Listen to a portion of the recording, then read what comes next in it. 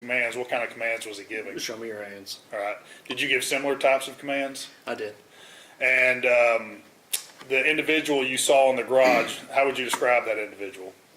Gray hair. I believe he was wearing blue jeans, a hoodie, and had a beard. Is he in the courtroom here today? He is. Could you please identify him? He's sitting there. Record reflects he's identified the defendant. Thank you.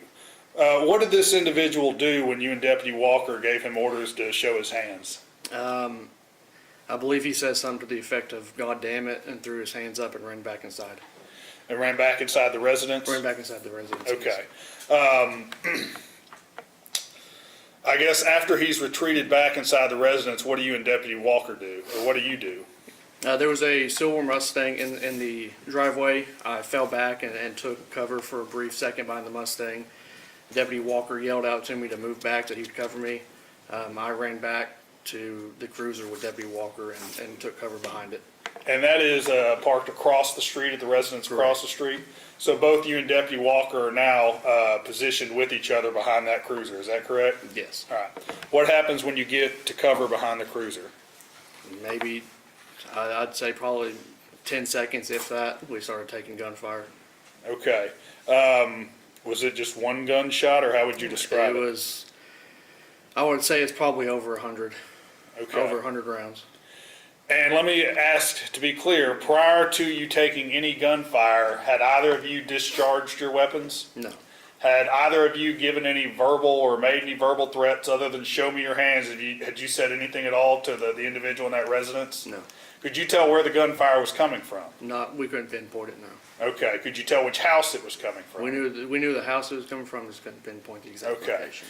So what do you and Deputy Walker do once you start taking fire? We just stay behind the vehicle. We're trying to pinpoint exactly where it's coming from. All right. Would you all have relayed any information to dispatch? I believe Deputy Walker did. I did. We got over the radio and told them that we were taking shots and that shots had been fired. We couldn't pinpoint the exact location. Okay.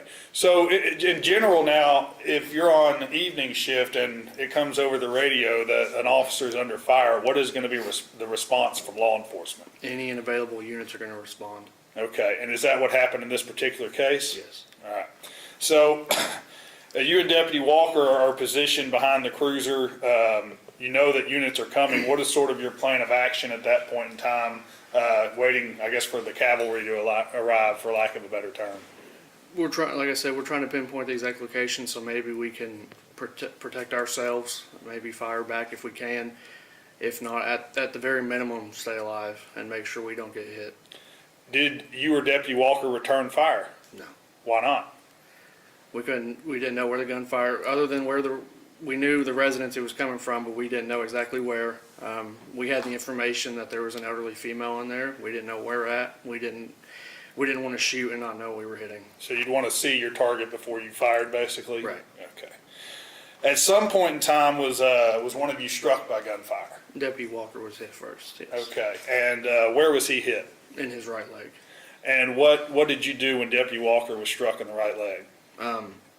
He was kind of up on the side he was on the side of his car at that point. He was struck in the leg with gunfire. He took a step back. I kind of grabbed his belt and pulled him back a little bit. He was leaning up against the back of the cruiser. I pulled out my tourniquet out of my pocket, my right pocket in my pants leg. And what is a tourniquet, just to be clear?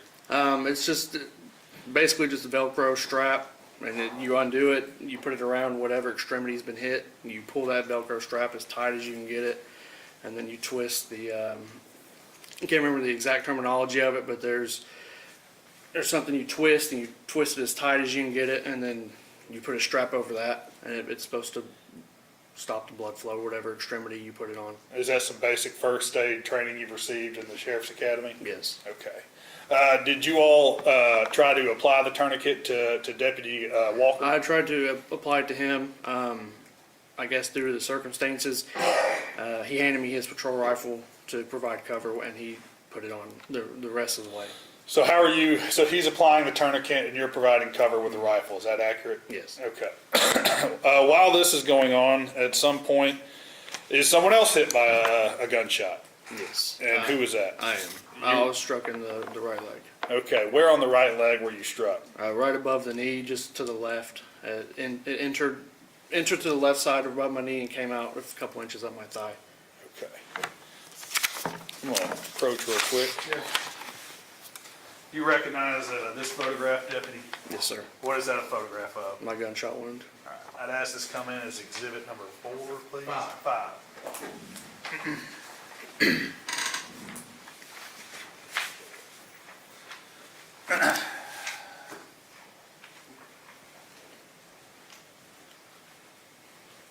Is this the photo I've shown you here, Deputy, of the shot you got on that day? Yes. Okay, thank you. What did you do once you were struck by the gunfire? Deputy Walker took his rifle back, and I took his tourniquet off of him and applied it on my leg. Was what sort of sensation did you feel when you were struck? It just felt. It didn't really. It wasn't more. It didn't really hurt. It was just more of a pressure, and I could tell it knocked my leg back. I could tell something had hit my leg, and then I looked down, and there was just blood coming out of my pants leg. So at this point in time, both you and Deputy Walker have been struck by gunfire. You're still pinned down behind the vehicle. Is that accurate? Correct. And you're still taking on heavy gunfire. Correct. I mean, what is the plan at this point in time, Deputy? At this point, after we've been hit, we're just trying to get out, trying to stay alive. And I know this may be a hard question, but what's going through your mind at this time? You've been struck by gunfire and you're still taking shots. I felt helpless, scared, probably the scariest I've ever been in my life.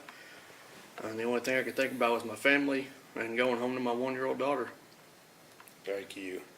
Do you know how long you were pinned down behind that vehicle taking gunfire? I'd say approximately 15 minutes. And were you eventually able to extricate yourself from that location and get to a relative point of safety? Yes, we were. And how did that occur? We had a deputy that arrived on scene shortly after we got out on the radio.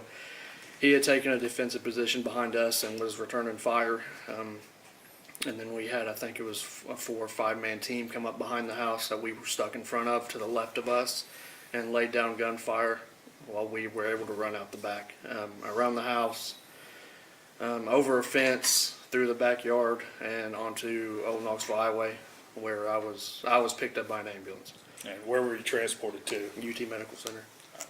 Deputy, were you wearing a sheriff's office issued police worn camera that day? I was.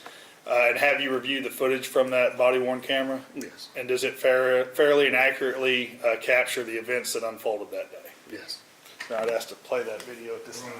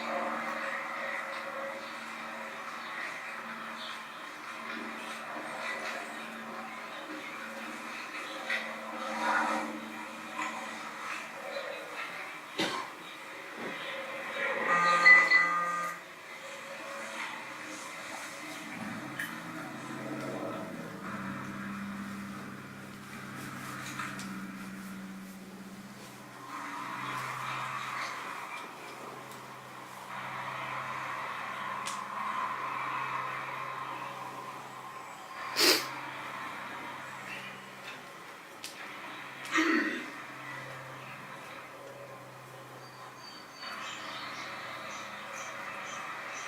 yeah?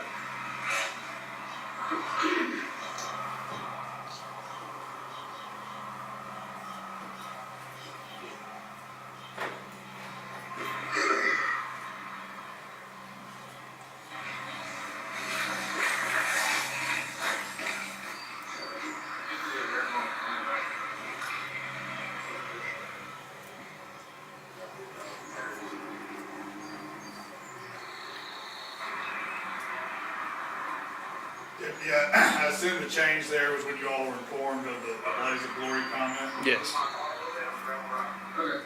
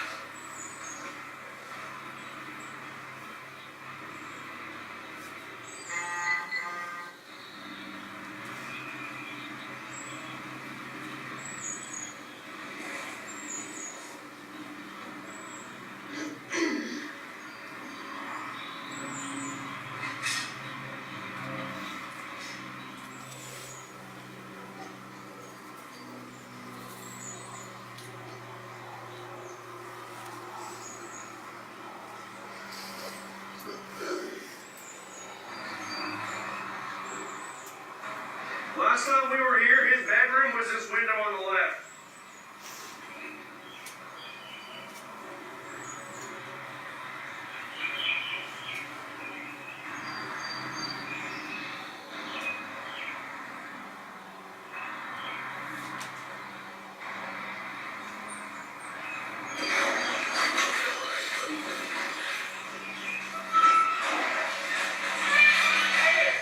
Show me your hands! Show me your hands!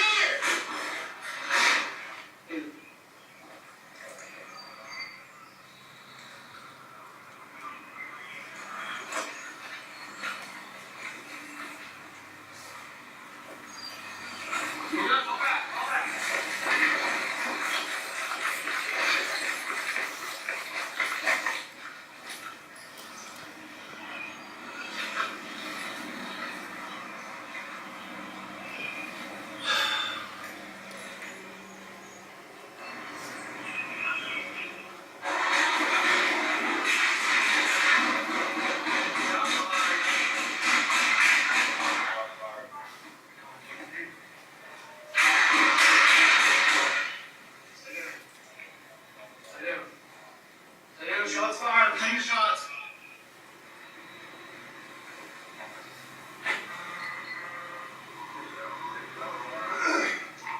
We're in now, we're on my vehicle, take this off.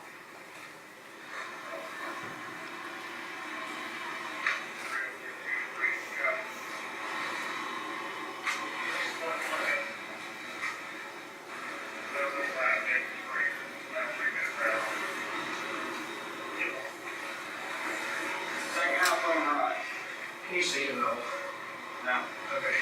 I got no movement.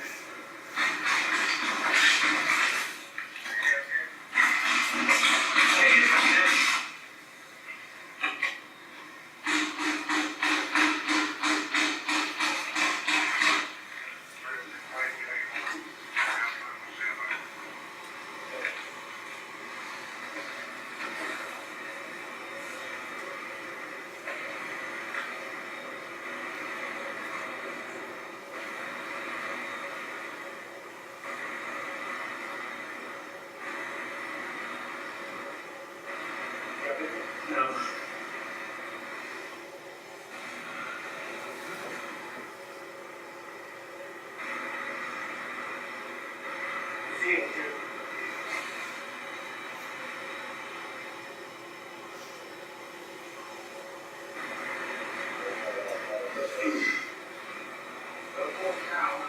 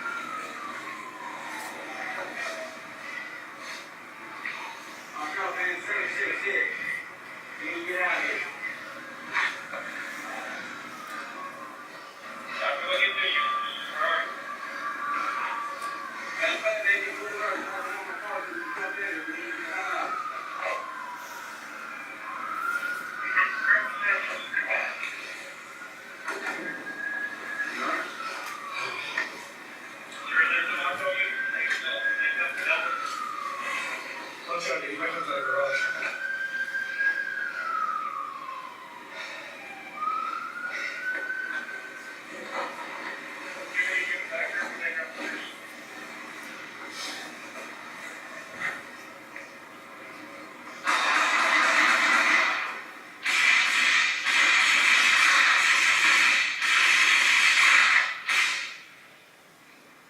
What do you make a run for, dude?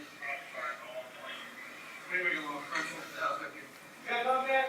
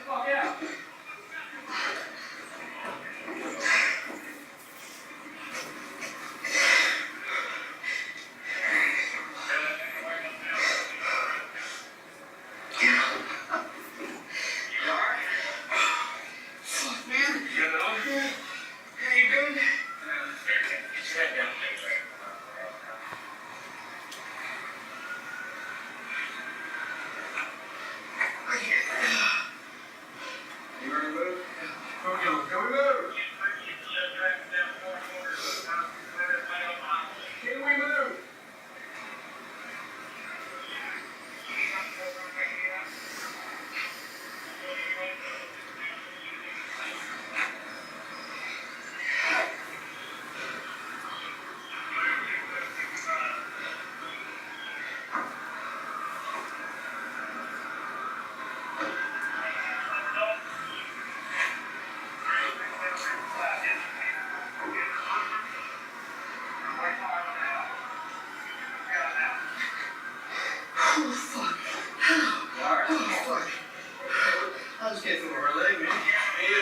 Oh,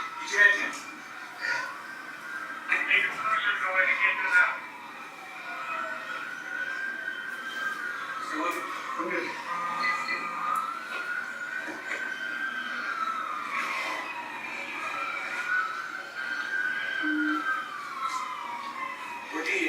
Right above the knee.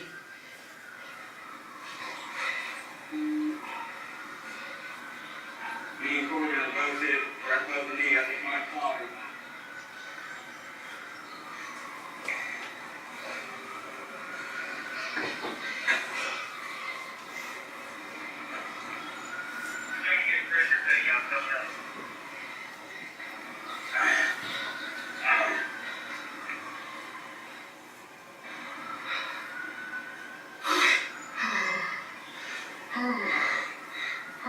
Fuck. I hear him again.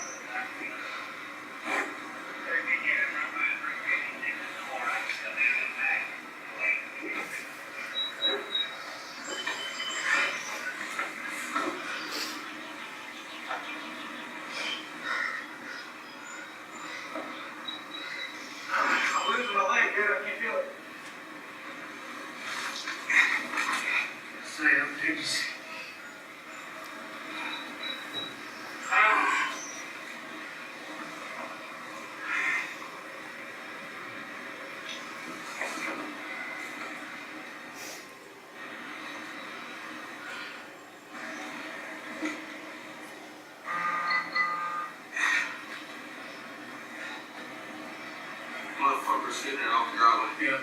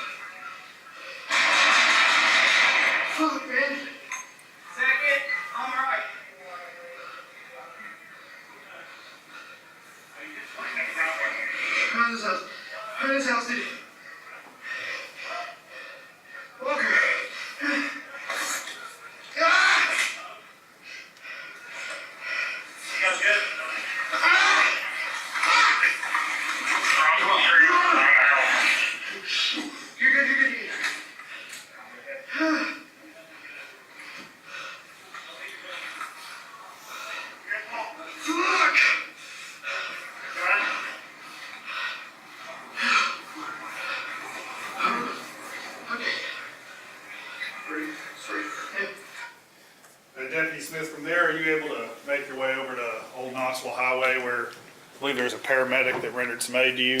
I made it across we went down the road a little bit more, if you're going out of frame, out of town. And I was laying on the embankment, and I believe it was one of the marshals with medical experience, cut my pant leg open and started packing it, and he tightened the tourniquet a little bit more. Gotcha. Were you transported, I'm guessing, UT Hospital? UT Hospital by ambulance, yes. What was the extent of the wound to your leg, and what medical treatment have you had to receive since then? The entry wound, was probably about, I could stick my index finger in it, probably up to my first knuckle.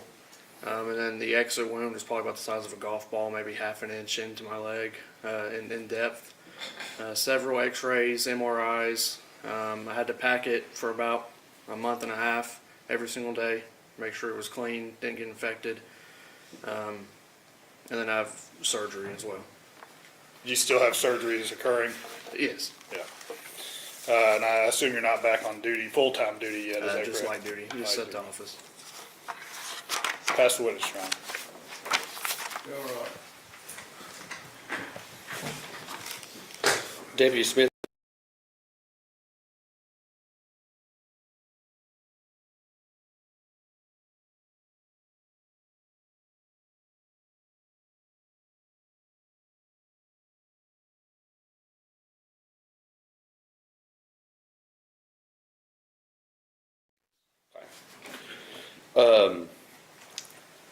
That day,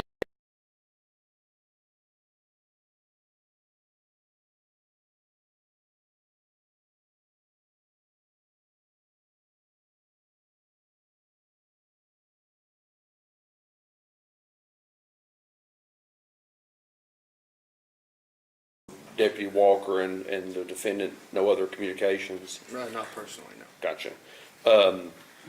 You couldn't hear him holler out anything, you couldn't hear him say anything other than the interaction in the garage? Correct. Okay.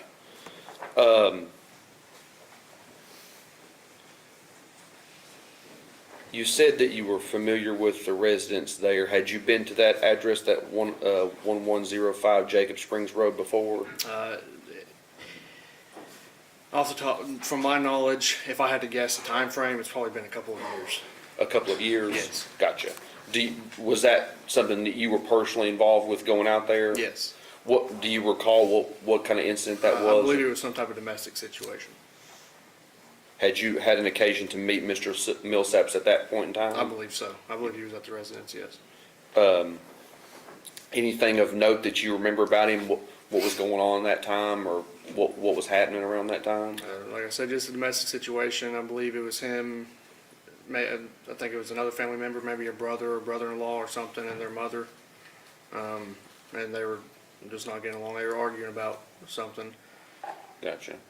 Do you remember, did anybody go to jail that day? No. Gotcha. You remember if it was, were there any violence or threats of violence towards one person or the other, were you able to determine? Not that I remember. Right. More times than not, if that's happening, somebody's going to jail if that's going on. You remember, was alcohol was that involved in that at that time? Not that I can recall. Okay. Or any, I should say alcohol, any drugs or anything like that, remember if that was an issue at the Not time? that I can recall. It's okay. Just one moment. I appreciate you being here. Thank you. Thank you, Your Honor. Interact with him. No, Your Honor, I did mean to make that video exhibit 6, please. 6. Thank you. All right. Deputy, you can step down. Stay next witness. Your Honor, Deputy Edward Walker, please. Thank you.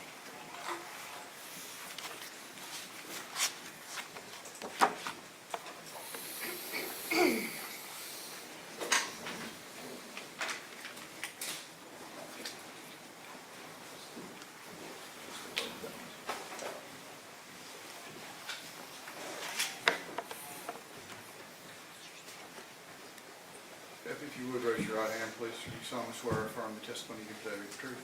I do. Have a seat, please. I don't know if it's morning or afternoon yet, Deputy. Good morning for 3 more minutes. How are you? I'm I'm doing all right. Thank you. Will you state your name, please? Edward Thomas Walker Jr. And where are you employed? I'm employed with the Blount County Sheriff's Office. And how long you been with the Blount County Sheriff's Office? About two and a half years. And do you have any law enforcement experience prior to working for the Blount County Sheriff's Office? I do. Where is that at? Down in Palm Beach County, Florida. And how long were you there? Just a little shy of 2.5 years. Okay. I assume you moved up to Blount County and continued your law enforcement career here? That's correct. Deputy, what is your current assignment at the Sheriff's Office? Road patrol. And what shift are you on? I'm on evenings, which is 3 p.m. to 1 a.m. And how does a shift work? Are there different patrol areas, or how is that situated? Yeah, we have a zone 1, zone 2, 3 and 4, backup north, backup south, and a county backup, along with the supervisors. Okay. And just in general, what are your typical duties while you're on patrol? Answering any calls, any proactivity, traffic stops, stuff like that, consensual encounters. Deputy, if I could please direct your attention to June 11th of 2024. Were you on duty on that date? I was. Again, on evening shift? Yes, sir. And what zone were you assigned to? I was in zone 3. All right. And did you have a call to be dispatched to 1105 Jacob Springs Road? Yes. Okay. And how long had you been on shift when you got dispatched out there? About 20 minutes, somewhere in there. Okay. And had you recently been off work for a little bit before that? I was off on paternity leave for 3 weeks, and this was about 20 minutes into my second shift back is when we got the call. Okay. And 1105 Jacob Springs Road, is that in Blount County, Tennessee? It is. Okay. And what was the nature of the dispatch that sent you there? I believe it came out as a domestic disturbance, but it was a little bit more of a welfare check. Okay. And did you have any specific details regarding what you were going to check on? There was a intoxicated male by the name of Ronnie who was making threats. All right. Do you know about what time you arrived on scene? It was approximately 3:30 p.m. And did you arrive alone, or was anyone with you? Deputy Smith was right behind me. Okay. And what were you wearing that day? I was in a typical police uniform. It was a Class B uniform. Had sheriff's office patches on the sleeves, and on the back of my vest said sheriff as well. Had a duty belt, gun, handcuffs, all that stuff. And what kind of vehicle were you in? A marked green and white cruiser. Okay. And I assume that Deputy Smith that arrived with you was similarly dressed in a similar type vehicle? Yes, sir. Okay. What'd you do when you arrived on scene? We approached the residence, knocked on the door a few times. I didn't get an answer. At that point, I walked to the rear of the residence to see if maybe anybody was out back. And did you come into contact with anybody at this time? I did not. Did you receive any additional information from dispatch regarding the nature of the call while you were trying to make contact? Yeah, shortly after, I walked back to the front, and I went to check the other side of the house. We got information from dispatch that advised that the male inside the residence had called and said we were going to go out in a blaze of glory. And did that understandably change your perception of the call? Absolutely. And how so? At that point, we're there for a welfare check, domestic disturbance issue, but we can't do anything further if we don't protect ourselves. So, if things escalate for us, we can't complete the task that we're there for. Yeah. So, at that point, I told my partner to cover me. I wanted to reposition my cruiser so we had better cover and retrieve my rifle. Okay. Where did you reposition your cruiser to? Across the street in the neighbor's driveway. And why did you pick that location? At the moment, I felt I didn't like either end of the street. I didn't like the idea if this did escalate into a gun battle that, he could flank out of the back of the house and sneak up from behind. So across the street, if he wanted to come out and advance on us, he'd just be out in the wide open. That would give us a better visual. On top of that, being behind an entire car with the engine block up front, that gave us our best cover. Makes sense. Did something happen, so you repositioned your cruiser, you said you were getting your rifle, is that correct? That's correct. Did something occur that brought you and Deputy Smith into contact with the individual in the residence? Yes, a white male had walked out of the residence. the big garage door on the exterior had opened, and that's when a white male came out from inside the residence. And what did you do when you saw this male? Given the threats of we're going out in a blaze of glory, I had my rifle pointed at him, and I had said, "Let me see your hands." And then my partner was also yelling, "Hands!" So And what did this person do, or did this person see you? I don't know if he specifically saw me, but my partner was right in front of the garage door. And I was on the side of my cruiser trying to get some kind of cover. But I was in line of sight. What did this individual do when he saw you or Deputy Smith? He yelled some sort of expletive and then ran back into the house in panic. Okay. The individual who you saw in that garage, is he in the courtroom here today? He is. Could you please identify him? He's right here. Record reflect he's identified the defendant. Thank you. What did you and Deputy Smith do once this individual retreated back into the residence? I had radioed to other units monitoring the call over our radio, what had just occurred. My partner was still up by the house, and I did not like where he was at. One, he's in crossfire. Two, he just was not in a good spot at that moment. I told him to fall back. And did he do so? He did. He fell back right next to me behind my cruiser. And what happened once Deputy Smith got back to cover with you behind the cruiser? It seemed pretty quickly that shots were fired towards us from inside that residence. Could you tell what kind of shots these were just by the sound of them? From the sound of it, it sounded like the crack of a rifle, like a 5.56 round. So now you and Deputy Smith are taking fire. What do you do at this point? We duck down, try to keep lower than the engine block, and radio to other units so that they're aware of what's going on. And from there, it's just trying to stay alive. I'm guessing if dispatch sends out that an officer's under fire, there's going to be a pretty large response, correct? Absolutely. So you know additional law enforcement is on the way to that scene, correct? That's correct. What is sort of your frame of mind or your thought process at this time as you know individuals are coming but you're taking on fire behind the car? Go home. Did you return fire? I did not. Did, as far as you know, did Deputy Smith return fire? Not that I'm aware of. And why did you not return fire? We knew that there was another party inside the residence, and I did not know where either the shooter was or the victim. So you didn't want to take a blind shot? Is that a fair way to put that? Correct. Last thing I want to do is shoot a potential hostage. I know this is probably tough to estimate, but how long would you say you all were pinned down behind the cruiser? I'd say 10 to 12 minutes. And do you have any idea how many shots you guys took from the residence? I would have estimated between 300 and 500. At some point in time, were either of you struck by a round? I was, and then Deputy Smith was shortly after me. So you were struck first? I was. Where were you struck? Right leg and the quad just above the knee. All right. What did you do when you were struck by the round? Well, I knew something hit me. I'd never been shot before, so I wasn't quite sure what it was. But I knew it didn't feel good. So I wanted to inspect it real quick. Looked down, saw a little hole in my uniform pant. At that moment, I saw my skin. I realized something had gone through. So I pulled my pant leg up, see how bad it was. When I pulled my pant leg up, I saw blood squirting out of my leg, which is indicative of arterial bleed, which can mean some big trouble. So at that moment, I started yelling for a tourniquet. And were you ultimately able to successfully apply a tourniquet? Yes. Did you do that or did Deputy Smith do that?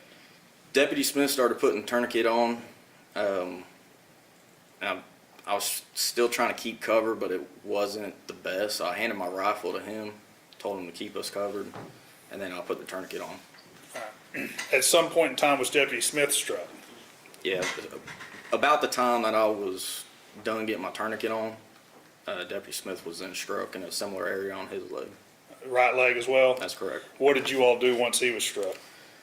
At that point, I asked for my rifle back. And then since he had given me his tourniquet, I gave him mine. And then he put his tourniquet on his leg. And then I went back to keeping us covered. Y'all were still taking fire while you're trying to put tourniquets on each other's, or on your legs? We took cover the entire time until we got out of there. So at this point, you've both been shot in the leg, and you're still taking fire. And I know this is kind of a hard question, but what's going through your mind at this point in time?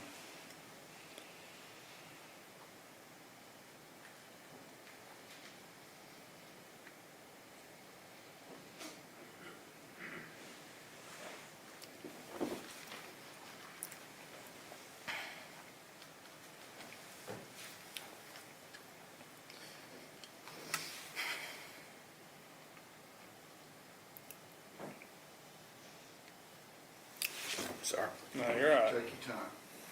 There's some tissues right there. My initial thought was my wife.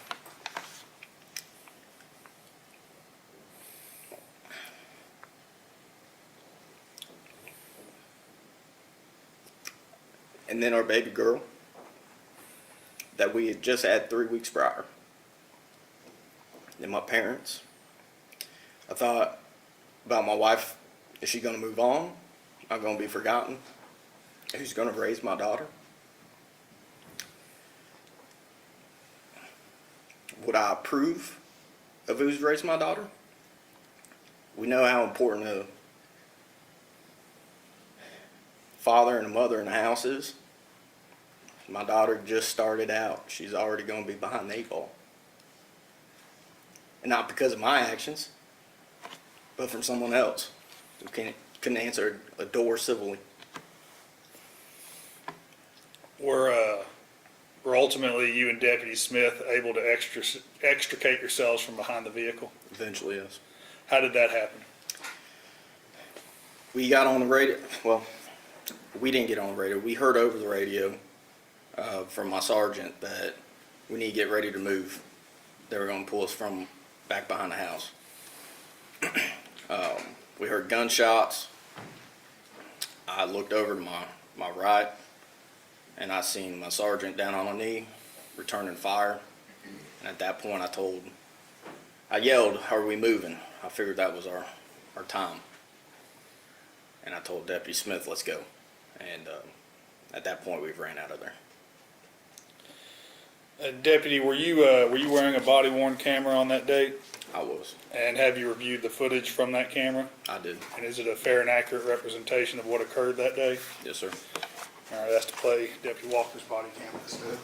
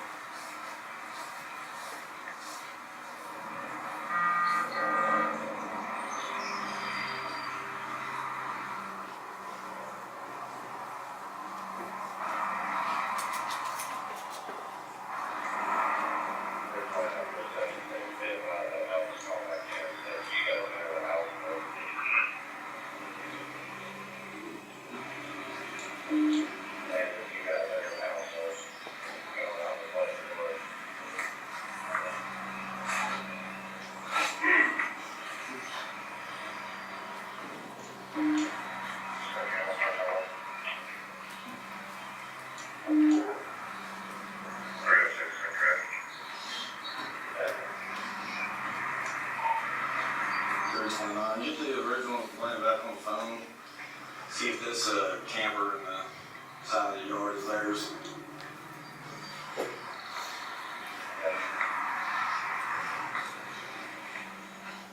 Hey, cover. I'm gonna move my car a little bit. I'm gonna grab more out.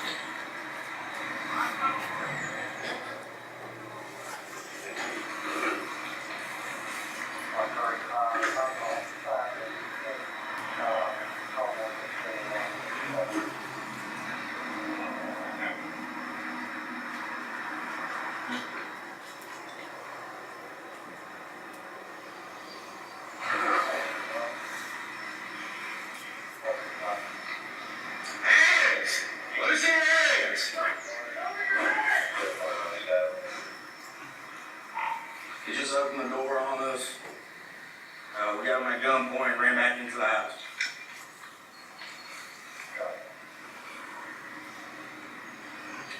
Come on, fall back, fall back.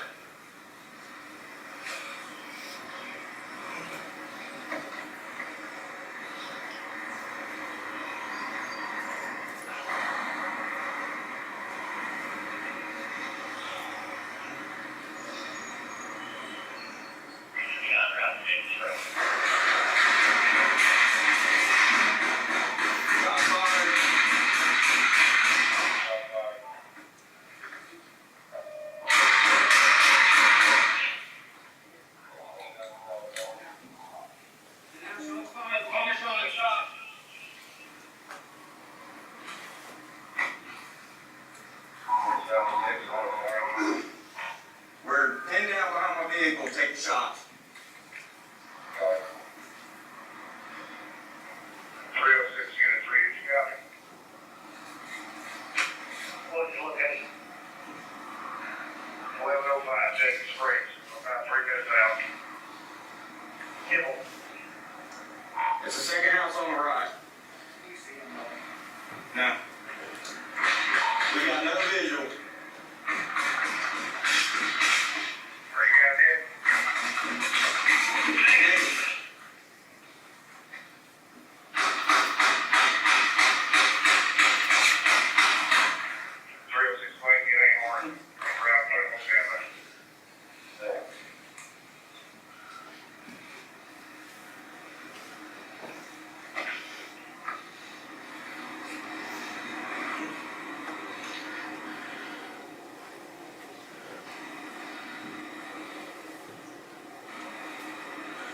You got visual?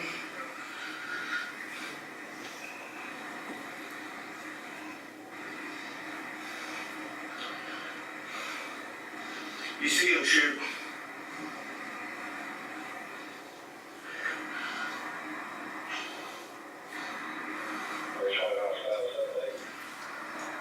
Go forward for now, hold the channel.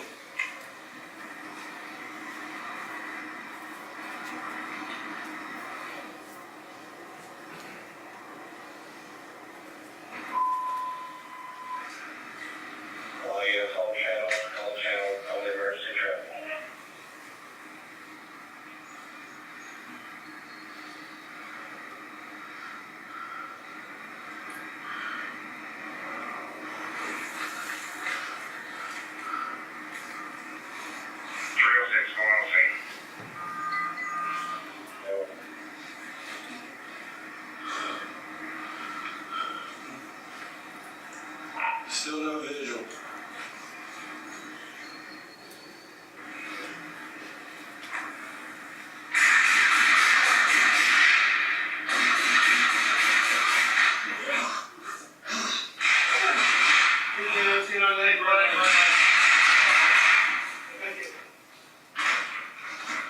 I need turkey. Come here. Keep it on. Come on. You say originally not careful there?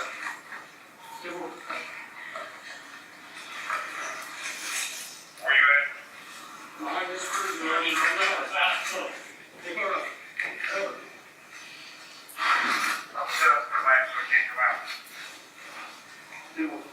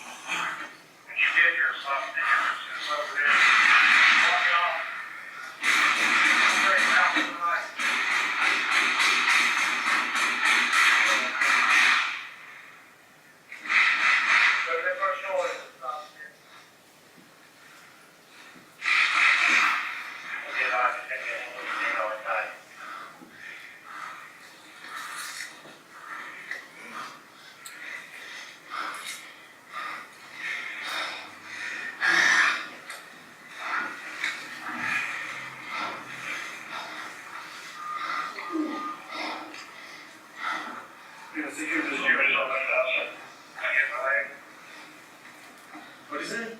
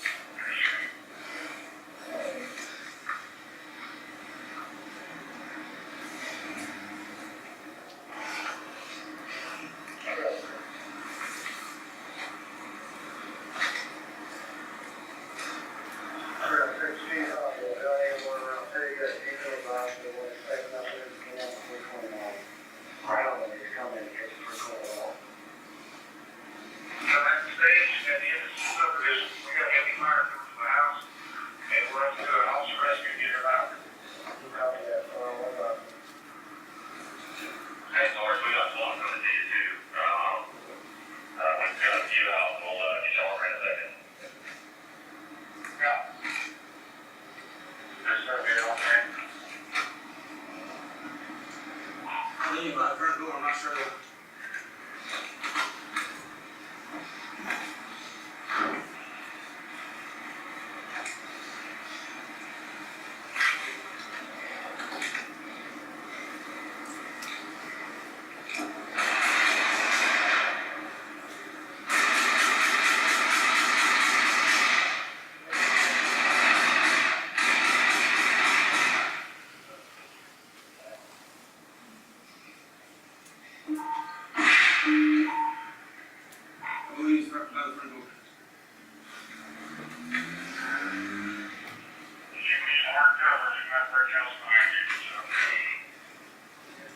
I don't think so. Can you move? I think you have to put the space throughout the house. You should be able to throw it back.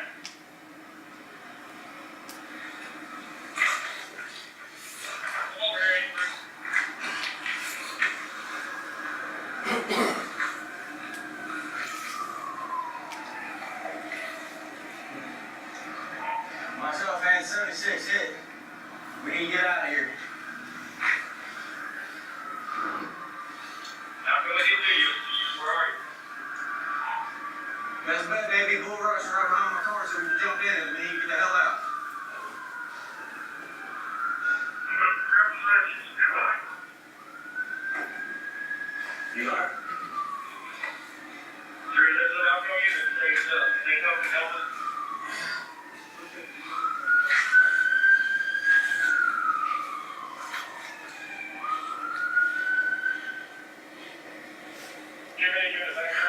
position.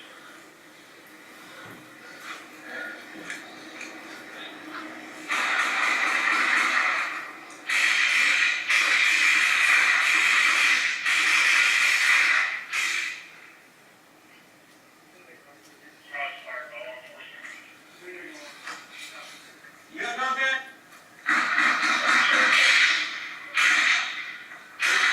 Do we move?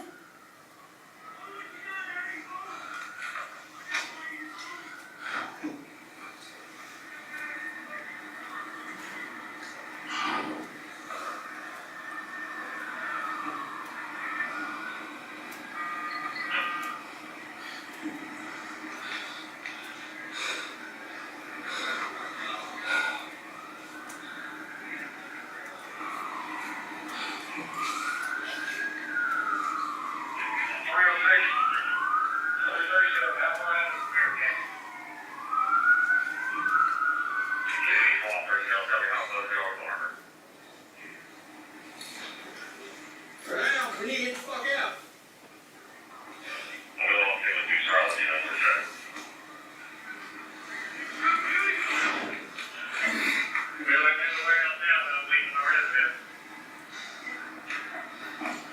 You all right? Fuck, man. You got it on? Yeah. Are you good? For now. Get your head down.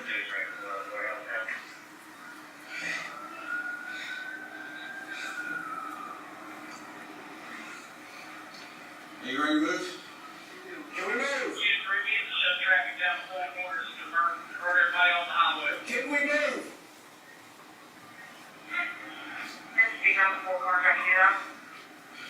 I'll let everybody run this down.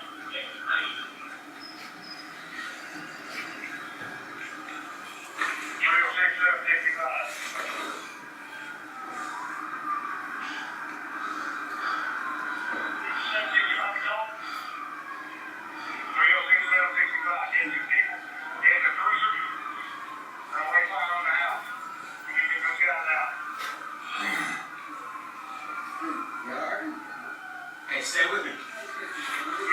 Hey, get your head down.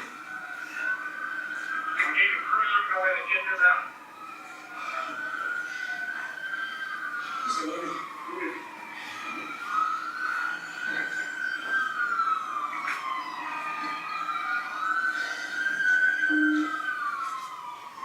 Where do you head?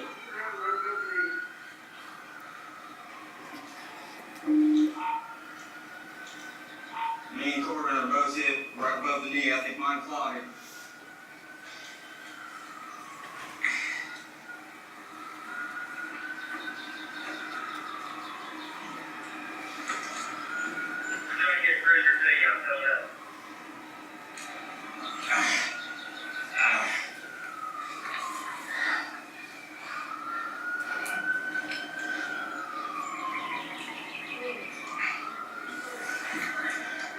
I hear we're loading.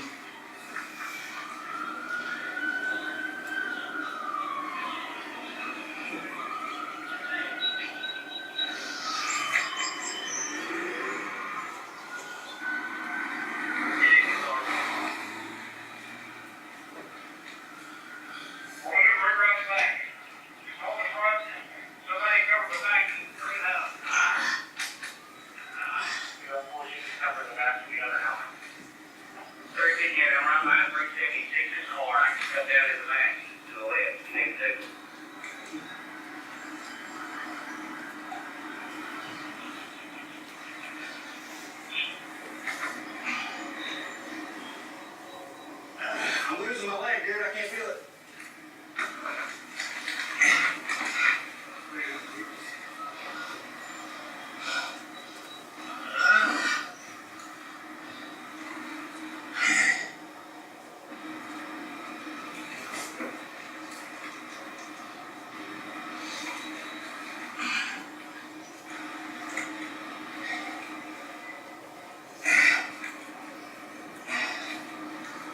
Motherfucker was skipping it off the driveway.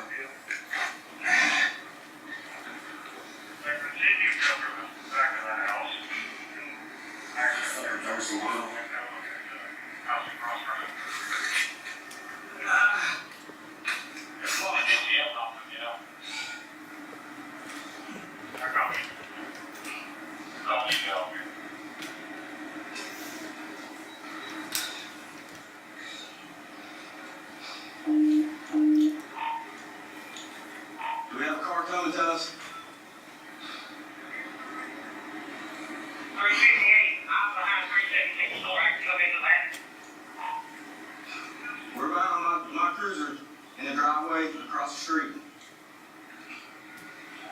Now, over down. 329, 376. We're coming up. We're gonna push behind the house. Get ready.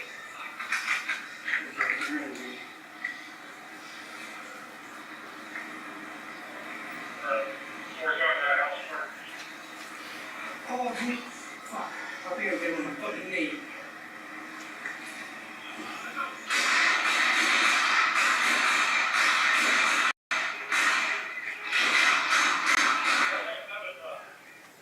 Are we moving?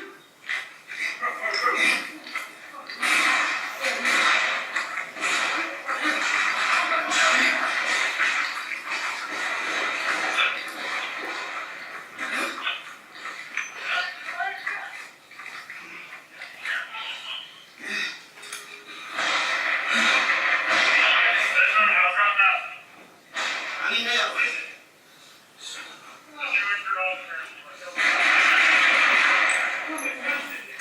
Second, on the right.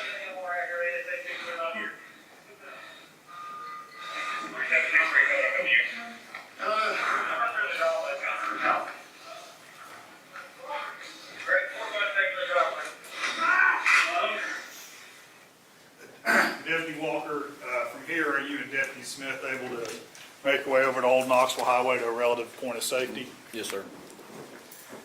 Deputy Walker, what all, if you can describe just briefly the extent of the gunshot wound you sustained, the injuries related to that?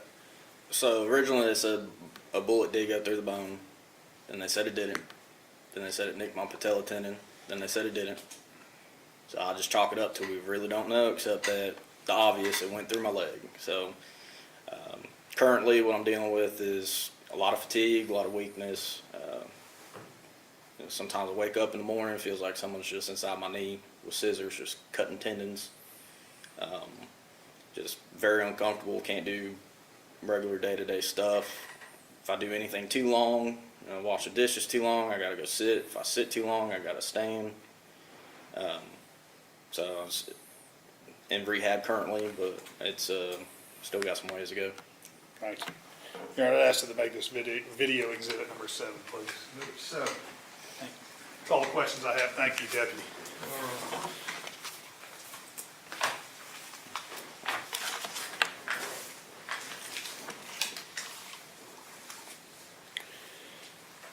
Deputy Walker, my name is Matthew Elrod. I'm one of the assistant public defenders here in Blount County. I apologize. I'm sorry that you were shot and injured. I do hope that with continued treatment and rehab that you get better and things start turning around for you. I'm sure that that's a difficult thing to be dealing with physically. Just a couple of questions I've got for you.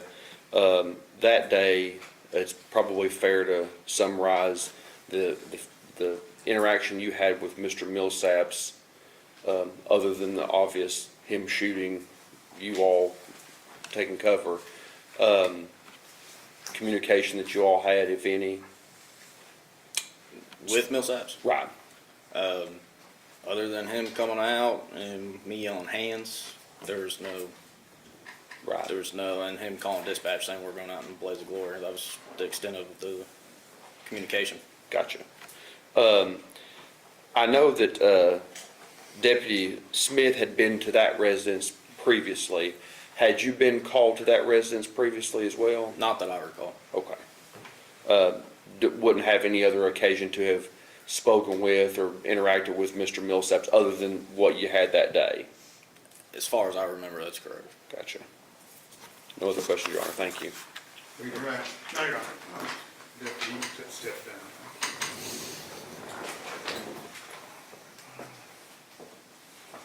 What's y'all's pleasure about lunch? You want to push through or?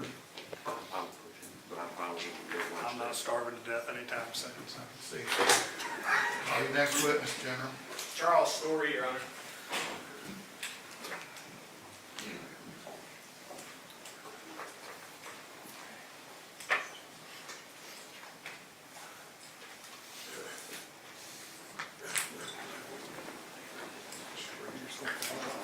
Okay. Takes me a little bit of time. Take all the time you need, Mr. Storer.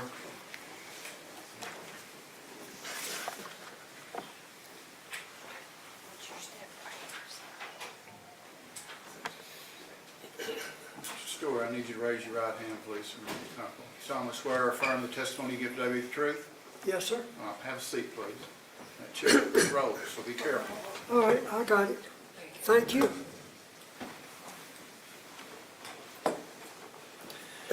Good afternoon, Mr. Story. Will you please state your name? My name is Charles Story. The last name spells S-T-O-R-I-E. Thank you, sir. And what is your address? My address is 1110 Jacob Springs in Rockford, Tennessee. And how long have you lived there? About 18 years. And who do you live there with? I live with my wife. Do you know someone by the name of Ronald Millsaps? Yes. And how do you know that person? He lived with his mother and helped take care of her while she was an invalid. And did he live in your neighborhood? He lived in her house. And where was her house? Her house was directly across the street from mine. Our driveways kind of face each other. And had you ever spoken to Ronald Millsaps before? Yes, I have. And do you see him in the courtroom today? I guess that's him right there. Record reflected. I don't- Identify the defendant. I'm blind in this eye, so I don't see real well, but I think that's Ronnie. Thank you, Mr. Story. I'm going to direct your attention to June the 11th of this year. Were you in your home on that day? Yes, Did something unusual happen while you were in your home that day? yes. Can you describe what happened? At the beginning, Yes, go start from the beginning. well, I was at home, and I've got a lot that I rent to this guy, and we was having a new service box put in, and the guy had to come and approve it to get electricity back in. And he called me and asked if I could run out there and let him go into the lot, prove it, and get back out. And I knew it would be gone a little bit, so I just went out there in my truck and come back. And when I come up the road, I saw a cop's car sitting on Millsap's side of the road on this side of the mailbox. And I pulled in the driveway, and I thought, well, something's going on today. So I pulled in, parked my truck, and put my visors back over, and went in the house, closed the garage down, and went in, sat down, and started watching TV. Well, somebody knocked on my door. Well, I got my chair reclined watching TV, and it takes me just a minute to get the chair down. And I said, just a minute. And I set my chair down, got up, and walked over, and there was nobody at the door. So I And looked is that at your front door or front door, Okay. right. And there's no one at the door, and I happened to look over through the dining room windows, and there was a cop's car sitting in my driveway with two police officers behind it. And was this still at the front of your house? Yes, in the Okay. driveway. Okay. And I thought to myself, oh no, something's going on. It's going to be bad. I don't know what it's going to be. And I just went on over and sat in my chair and continued watching TV. And how far away is your chair from that dining room window? Oh, I would say it's 20 or 25 feet. And can you see the window from your chair? I can see the windows, but I can't see the cruiser or anything out there. I can just see the edge of the windows and see the edge of my house, you know. Okay. And what happened next? And so I was sitting there watching TV, and all of a sudden, gunfire started. And I thought, what in the world? Well, then it quit, and I snuck up and went up and got my wall there where the china cabinet is. I got there because I didn't want to get in front of the door, and I could see through the windows, and there's two windows that had been shot out, and I could see the deputies behind the cruiser. Well, I snuck back over and got my chair, and I thought I was safe. But they convinced me later that I wasn't safe, that a stray bullet could have hit me, which is very true. So I was just sitting there, and I was watching TV, and then it went on again. And next thing I know, somebody knocked on my sliding glass door in the back. And I got up and went out there, and he said, get out here quick. And I said, let me get my shoes. So I went and got my shoes and stuck back out, and so then they took me down underneath my house, underneath the deck. And when you say they, who are you talking about that took The you? county cops. Okay. And they took me downstairs underneath my deck where I was safe because there was county cops on both sides of my house, so I didn't, And I sat there for a long, long time. And then the helicopters are flying over and everything. And so finally one of the officers, I forget his name now, came and knocked on the storm door. No, he come down in the basement where I was at, and he said, "Come with me, Mr. Story." And I said, "Okay." And he said, "Follow Officer so-and-so, and I'll be behind you for protection." So the bottom of my lot is lower than where level ground, where the shooting's going on. So they took me down below my lot there, and we went over the fence that had been tore down, and I went on across my neighbor's house, and then they took me over to the next neighbor's house, Howard's house, and he was, and his wife was out in the screened-in porch, and he said, "Just let Charlie come in here." So I went in there, and of course I was perfectly safe because we was way away from any. And were you closer to Old Knoxville Highway at that point? Yes, we was the first house on the left if you turned in the subdivision. Okay. At some point, did you call one of your neighbors? No, she called me. Okay. She called me, and because I had called her and didn't get a hold. I believe I had called her. I'm not sure now. But anyway, she's corrected me about it. That she called me and said, "What's going on?" And I told her, I said, "Tootsie, they're having a shootout across the street at Joey's house, and don't you go to the front house. You stay in the back of the house or go to the back of your house and sit on the back porch." She said, "I'll be fine." And so And you said Tootsie. You know what her name is? Tootsie Townsen, Okay, Miss Townsend. Yeah. Thank you. And where does Miss Townsend live? she lives next door to me. Okay. My house is here, and she lives here. Okay. And did you ever go back to your house that night? Not till about 11 o'clock. Okay. They wouldn't let me back in there. They said it was a crime scene, and the TBI, I had to give them permission to come in and examine my house, and it was 11 o'clock before we got back in the house. And I know that you mentioned some holes in your dining room window. Yes. Did you notice any other holes on your property? Yes, there's 3 holes in my garage door, and all 3 bullets went through my garage door, and one of them went into some cabinets on the left side of my garage. Here's the car, the left side on the garage. One went through and went through the refrigerator, and out. Sometimes we're in the refrigerator. And the other one missed my other car, just barely missed my car that was in the garage, and went through a cabinet that was at the end of the garage. And so I never did find any shells, but the TBI had been in there, so I assumed they had swept everything. I don't know. Now, you mentioned a black truck that you parked in the driveway you had driven Yes, sir. earlier. Was there any 210 black damage to that truck? Yes, there's 2 bullet holes through the back glass. And one of the bullets went and hit the pillow on the door there. It had hit it and glanced off and went into my speaker on the dash. And Mr. Story, I know this sounds like a silly question, but were any of those holes, those bullet holes you described, were they there before June the 11th? No. Okay.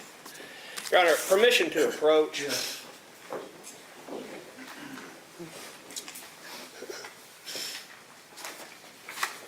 Mr. Story, I'm going to ask if you can look at these. If you can just flip through those and see if you This recognize was my those. house, Okay. and there's the black truck. And is that the front of your house? Yes. Okay. And here's the front of the house again, showing the back of the truck. And I don't know where you can see the bullet holes or not, but here's the 2 bullet holes in my truck there. And that's a closer up image of your Yes, truck? close to my truck, yes. And then this is a picture of the garage door showing one of the bullet holes. And this is from the front of my house where the 2 bullet holes went through my dining room windows. And then this is the inside of the house showing where the bullet holes went, they'll come through the other side. And this one went through the dining room and veered up and went into the top of my ceiling at the edge of the roof, is a cathedral-like roof, and went through it, and he went out the soffits outside, overhang. And when you're talking about where that bullet went, was that at the back of your home? Yes. Yeah, it went completely through the house. I'd ask this to be the next numbered exhibit, number 8. Collective eight. No further questions, Your Honor. Pass.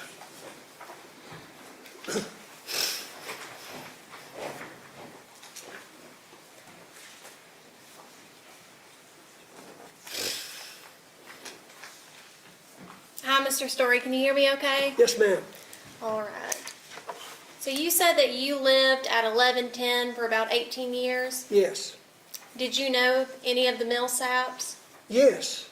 Did you know Joy Millsaps? Yes. We were good friends. I knew her husband before he passed away. Did you ever talk with Miss Millsaps about Ronnie? No. Did you know Ronnie Millsaps? Yes, I met him several times. In fact, when my wife, before this happened, when my wife fell outside and broke her wrist, I went over and asked him if he would mind coming over and help me pick her up, because I'm weak, I can't pick up anything heavy. And he said, I will, and he come over and helped me pick her up and helped her to the car and get her in the van so I could take her to the hospital and have her fixed. And then I was aiming to go back over and thank him for what all he done, but I never did really see him after that. So, I mean, I didn't get a chance to do it, but he's always been friendly to me and my wife. Have you ever seen him be unfriendly to anyone before? No. Have you ever heard of him being unfriendly to anyone before? Well, I've heard hearsay after all this happened that was hearsay about him being unfriendly to his mother. But now I wasn't there, I can't say. Okay. But you never heard of anything before No. this incident? We always, when we had short conversations, he'd be out there watching his car, we'd be out there talking, or he was, I don't know whether he's ever, seemed like it, he might have been out there, he had a motorcycle at one time, and I think he used to go hunting and stuff all the time, and if I saw him, I'd just throw up my hand, or if he was around, I'd just walk over there and talk to him, and he's always friendly to me. So you just usually had short conversations whenever you saw him? Yes. And so nothing serious was ever really brought up, like alcohol problems or anything like that? Well, to be perfectly honest,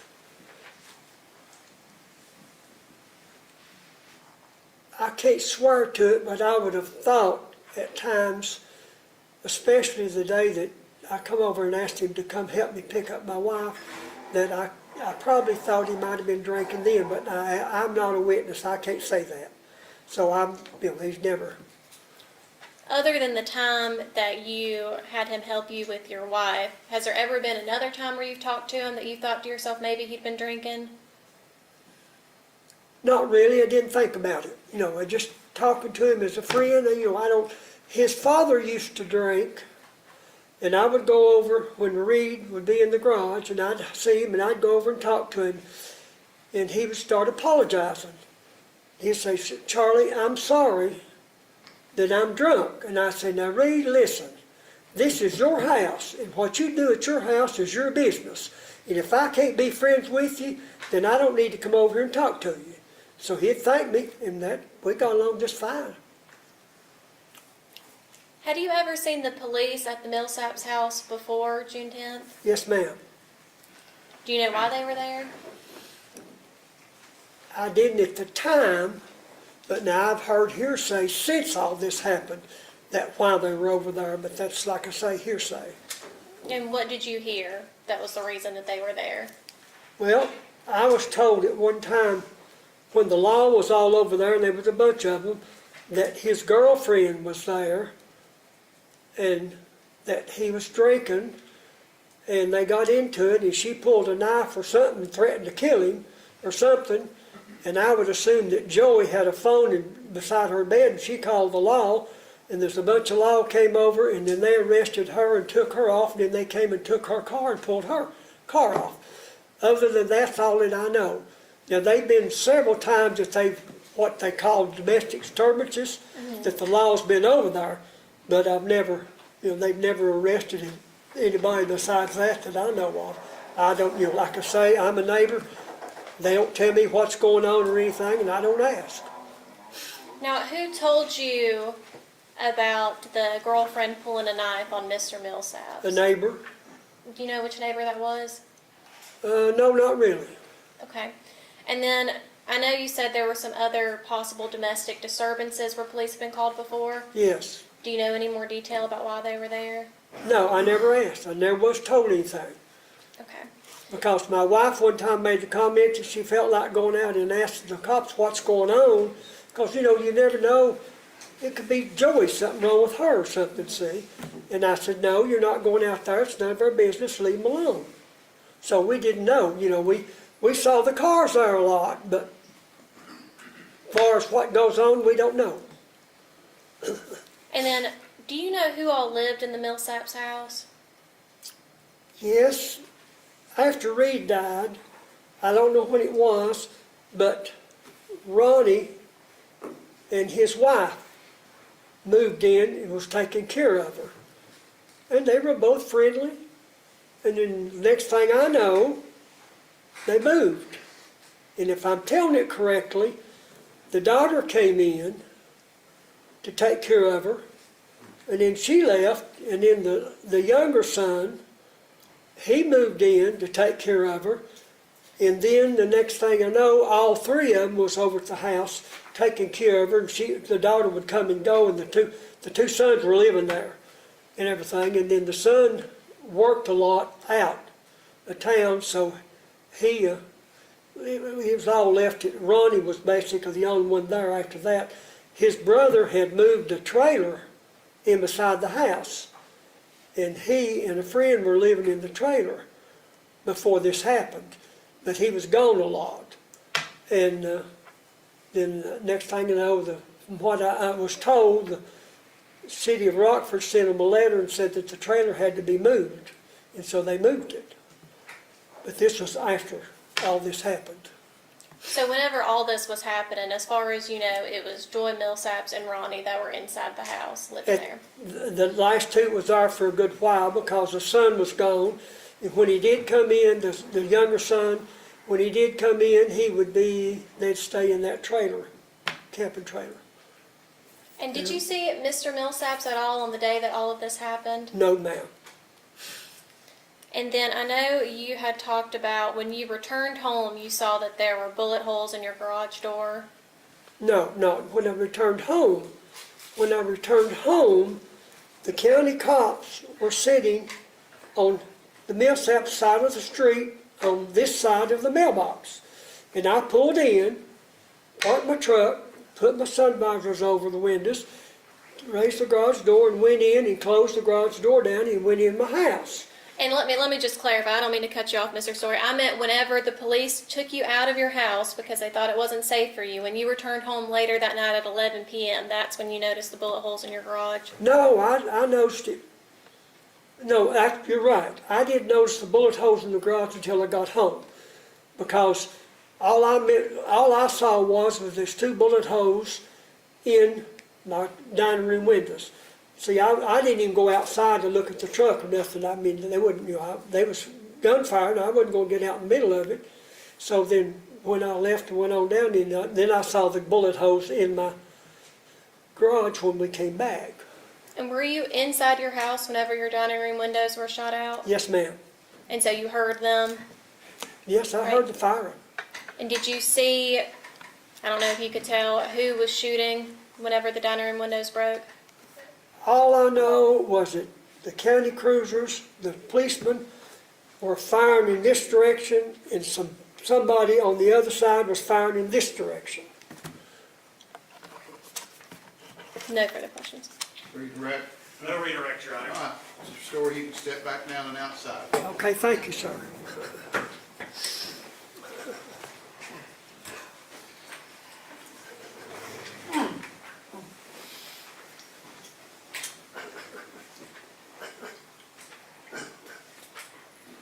Next witness, Jim. The state would call Marion Townsen.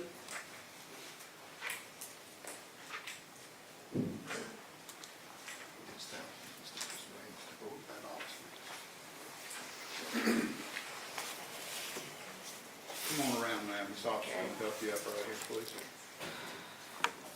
Make sure she gets up those steps all right. Would you raise your right hand, please? You solemnly swear or affirm the testimony you give today be the truth? I do. Okay. I need you to sit down. Now, officer, come make sure this chair doesn't roll on her. Right here. Yes, ma'am, please. And scoot her on up there, then. Talk real loud in that microphone, okay? Okay. All right, thank you. Good afternoon, Miss Townsend. Would you please state your name? Mary Ann Townsen, And do you have a nickname you go by? Tootsie, Okay. And Miss Townsend, where do you live? 1106 Jacob Springs. Is that here in Blount County, Tennessee? Yes. And how long have you lived there? 18 years. And were you living there back on June the 11th of 2024? Yes. And were you in your home that day? Yes, I was. Now, back on June the 11th, did something unusual happen? Yes. And what happened that day that was unusual? Well, I didn't hear the first shots, but there were shots, and I did see policemen running through my backyard. Okay. Where were you when you saw the policeman running through your backyard? I was in my living room. So, And did you know anything was going on before that? no. And at some point, did you speak to your neighbor, Mr. I did. Story? When I saw the policemen, they were running all through my backyard toward Charlie's. So I'm Mr. Story, and he lives right next door. I called him and said, "What's going on?" And he said, "Well, someone is shooting up the neighborhood." Okay. Now, did you ever look outside the front of your house? I did. Okay. Immediately, I looked out my front glass door, and I saw deputies across the street in that person's garage. They were taking shelter. Okay. And that was And- right across the street from your house? Yes, Okay. Did you see anything else? I did. I looked to my left, and I saw the patrol car in Charlie's driveway. Could you see the deputies? I didn't at that time. I didn't see. I was looking out my front glass, and I couldn't see too Okay. much. Now, do you know who Ronald Millsaps is? Pardon me. Do you know who Ronald Millsaps is? I have never met him, but I've waved at him before when I'd see him in the yard. Okay. And do you live next to Mr. Story? I do. Okay. Now, after you saw the police officers running through the back of your yard, what happened next? Well, I was looking out the front windows, and I saw this big, looked like a tank, At some armored point, car come up. And I thought, oh gosh, this is really bad. This is really bad. now, did anyone ever knock on your door? Yes. And My what? back door, they came to take me to a safe place. Okay, and was that the police officers? Yes, it was. Did you go with them? I went with him, yes. There was Okay. just one Okay. showed up at my door. And did you notice any damage to your home after all this happened? Yes. And what did you notice? Well, I had a bullet, where a bullet had hit the front entrance of my house, and one through my garage door, and 4 through my shed in the backyard. Okay. If I may approach, Your Honor. Yeah.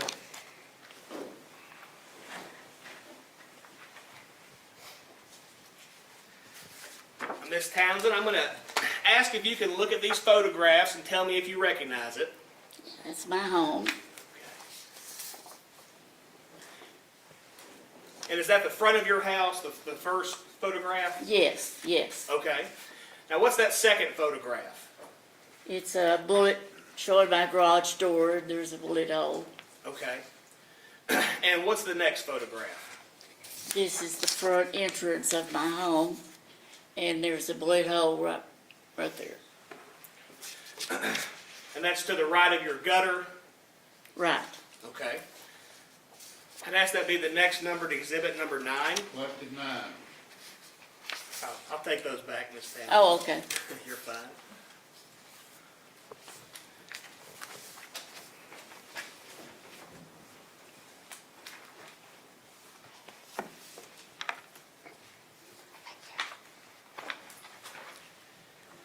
And Ms. Townsend, this might seem like a silly question, but were those, what you identified as bullet holes, were they there before June the 11th of 2024? No. Okay. Pass the witness, Your Honor. Pass.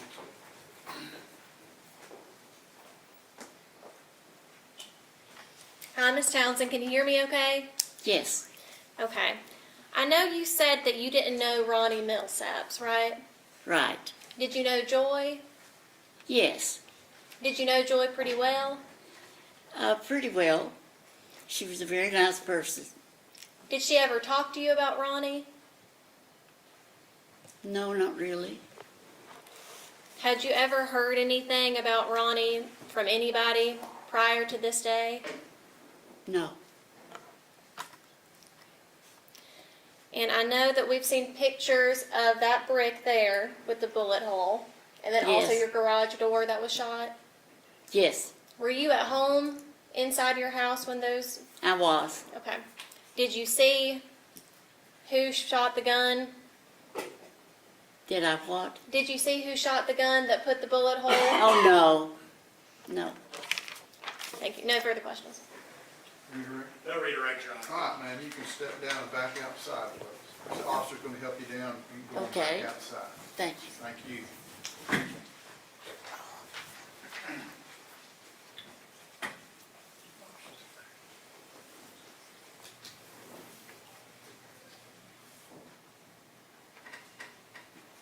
Who's your next witness? State calls Robin Butler, Your Honor.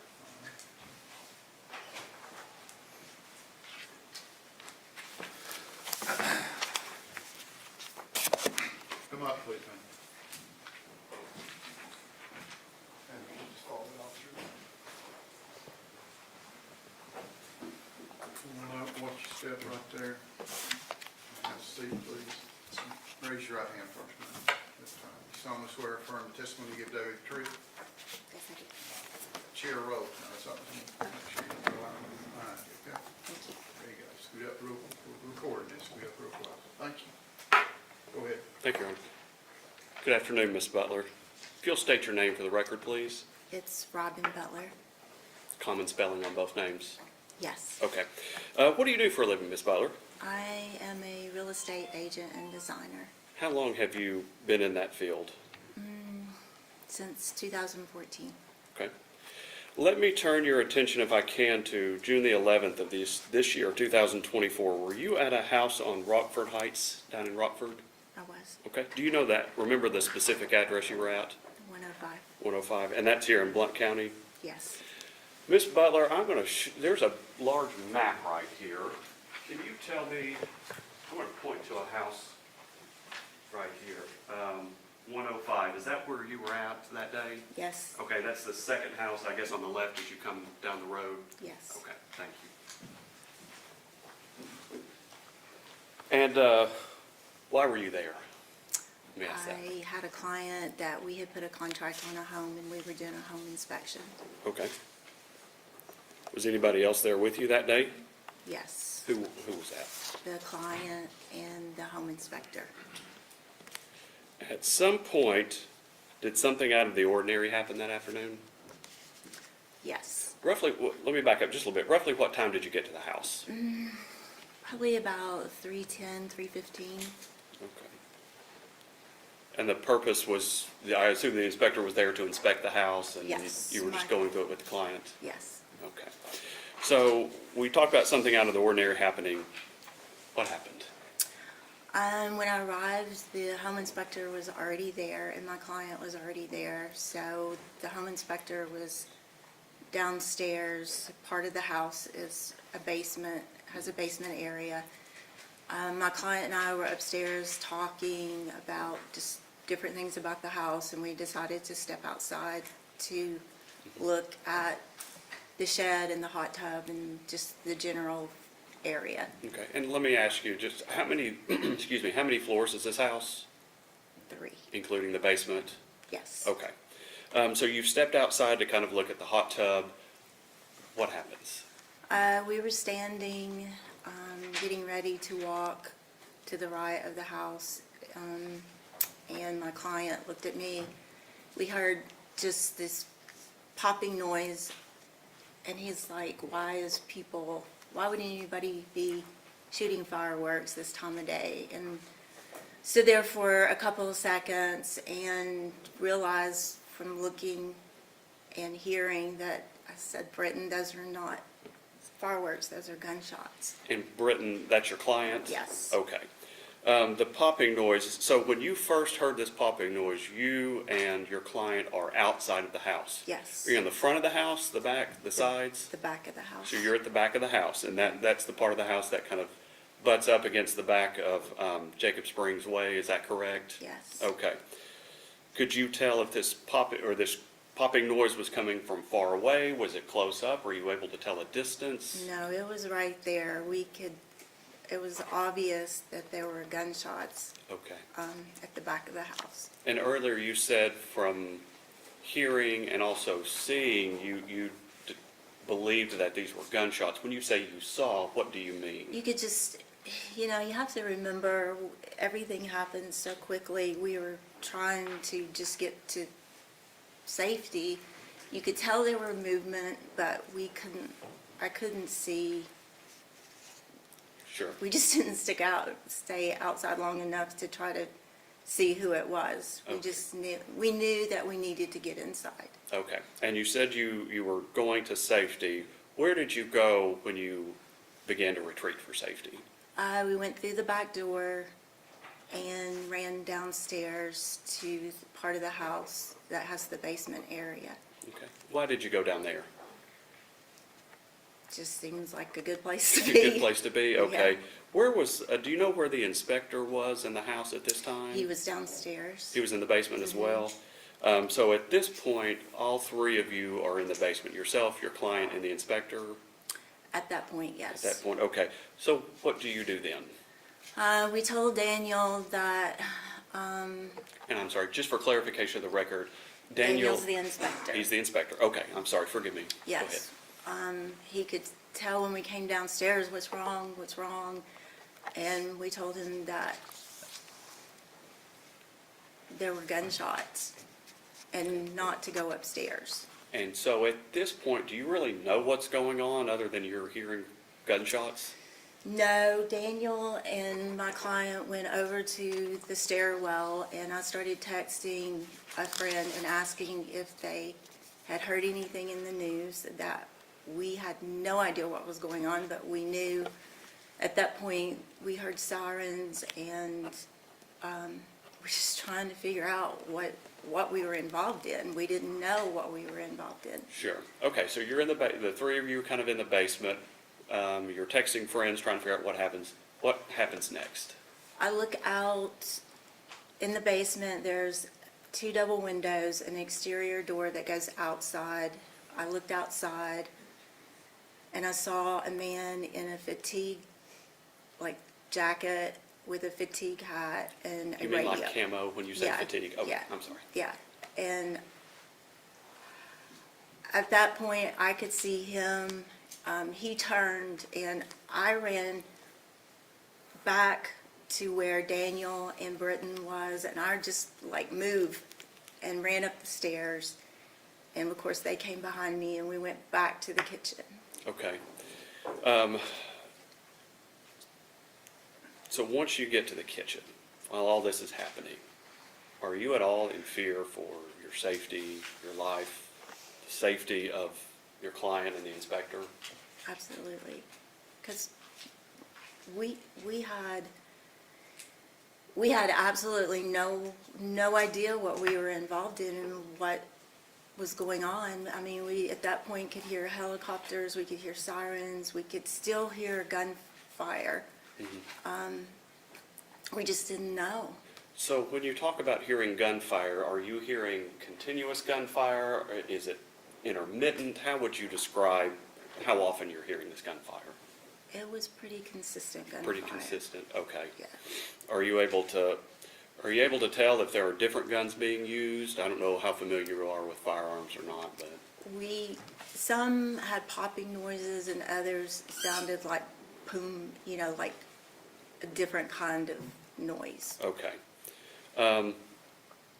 So once you're all three upstairs in the kitchen now, what happens next? We were talking, trying to figure out what was going on.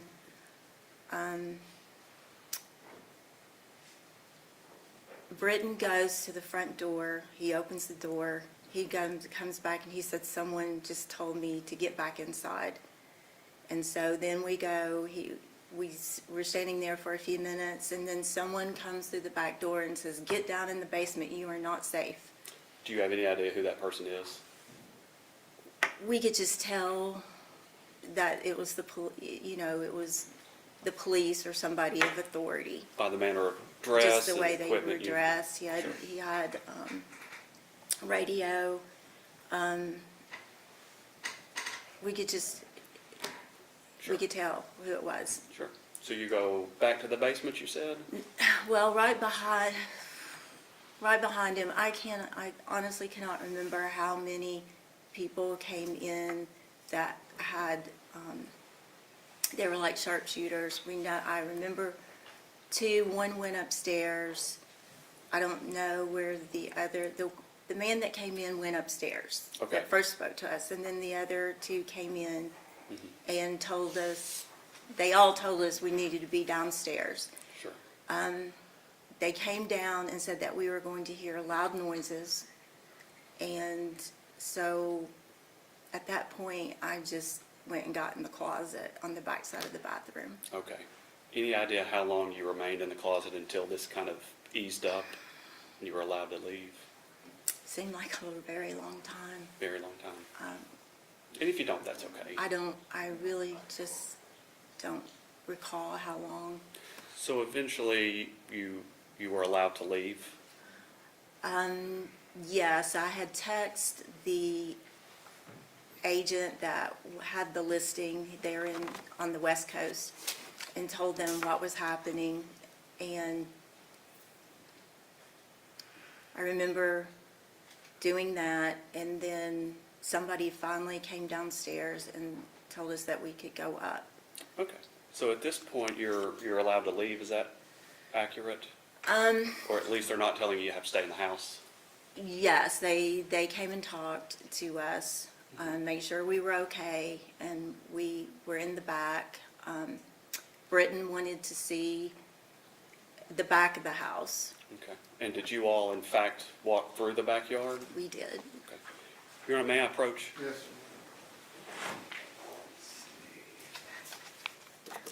Ms. Butler, I'm getting ready to show you several pictures. If we could look through these, and I would just like to know, do you recognize these pictures?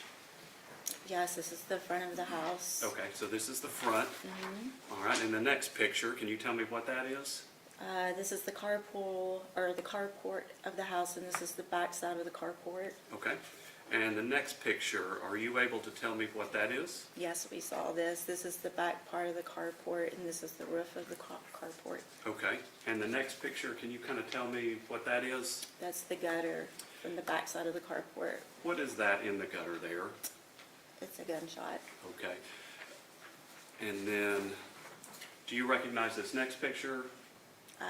Yes, that's the fence that's between the two houses where we were located, and where the other side was where we heard the gunfire. Okay.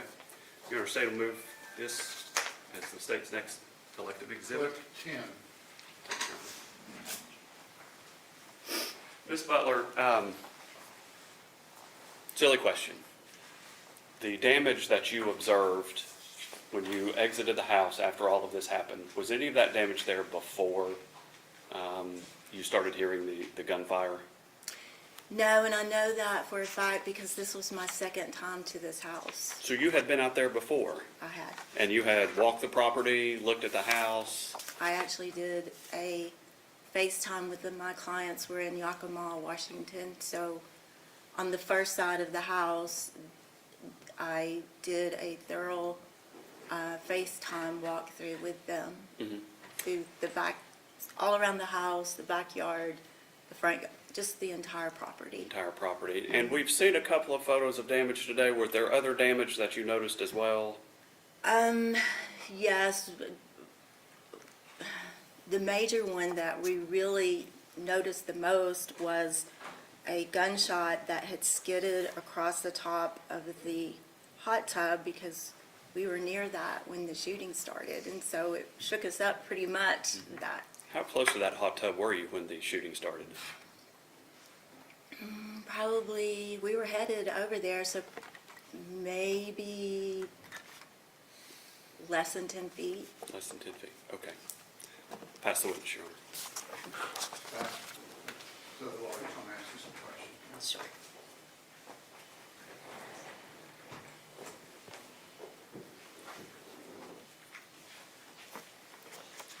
Hi, Ms. Butler. Hi. So you just mentioned that you saw where a bullet had skidded across the hot tub. Do you mean like on top of the hot tub covering? Yes. And whenever you were outside near the hot tub before all of this happened, you went into the basement, did you see the bullet skid across the hot tub cover? No.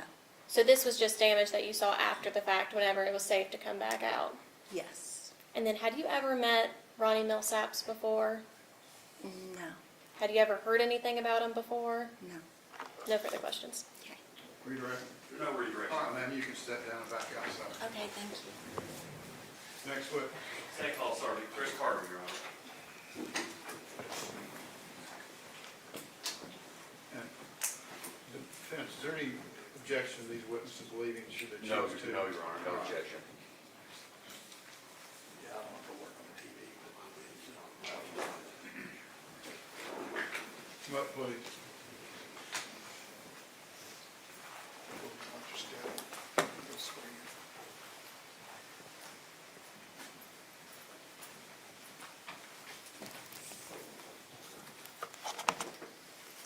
Go ahead, oh, excuse me. Raise your right hand. You solemnly swear or affirm the testimony you give today be the truth? I swear. Have a seat, please. Go ahead, Dennis. Thank you, Your Honor. If you'll state your name for the record, please. Chris Carter, Where do you work? Blount County Sheriff's Office, How long have you worked there? 10 years. What is your position with the Sheriff's Office? I'm a patrol sergeant. It's a supervisory position on the road. What are your responsibilities as a patrol sergeant? Just the general supervision of the shift, administrative as well as going to calls. Okay. Do you have prior law enforcement experience before coming to the Sheriff's Office? Yes, sir. Where was that at? Knox County Sheriff's Office, How long did you work there? 18 years. Let me direct your attention, if I can, to June the 11th of this year. Were you working in your capacity as a Blount County Sheriff's deputy that day? Yes, sir, I was. What shift was that? Evening shift, What are those hours? 3 p.m. to 1 a.m. Did you have an occasion to respond to Jacob Springs Way down in Rockford? Yes, sir, I did. Is that here in Blount County? Yes. What brought you there? The original call was a welfare check, and deputies responded to that while they were on scene. The situation escalated, and shots were fired. Where were you when you heard this initial radio traffic that got your attention? I was on the south end of the county. I was on Topside Road, and I took Pellissippi Parkway to get to Rockford. Okay. Sergeant Carter, let me direct your attention to this map. Do you recognize what's depicted on that map? Yes, sir, I did. Okay. Is that where you responded Yes, it that is. day? Okay. Sergeant Carter, there's a laser pointer up there on the desk. Yes, sir. If you could use that, when you arrived, where did you park your vehicle? When I arrived, I parked at the first house in the subdivision in the yard beside it. Okay. When you exit your vehicle, what's going on? When I exited my vehicle, there was an immediate sustained burst of gunfire. And at that point, I went around to the front of the house and gained a visual on my two deputies who were pinned down behind their cruiser, Okay. taking gunfire. Okay. I verified that they were behind cover and they were relatively okay. Okay. So then I made my way to the rear of the house to watch the suspect house to make sure that he did not come out and try to flank us. Okay. Let me back up just a second. When you got out of your vehicle, did you grab any special equipment? I already had my rifle in my lap, so when I exited the vehicle, I had my rifle as well as spare magazines. Are those something that you grab on just any normal call? No, sir.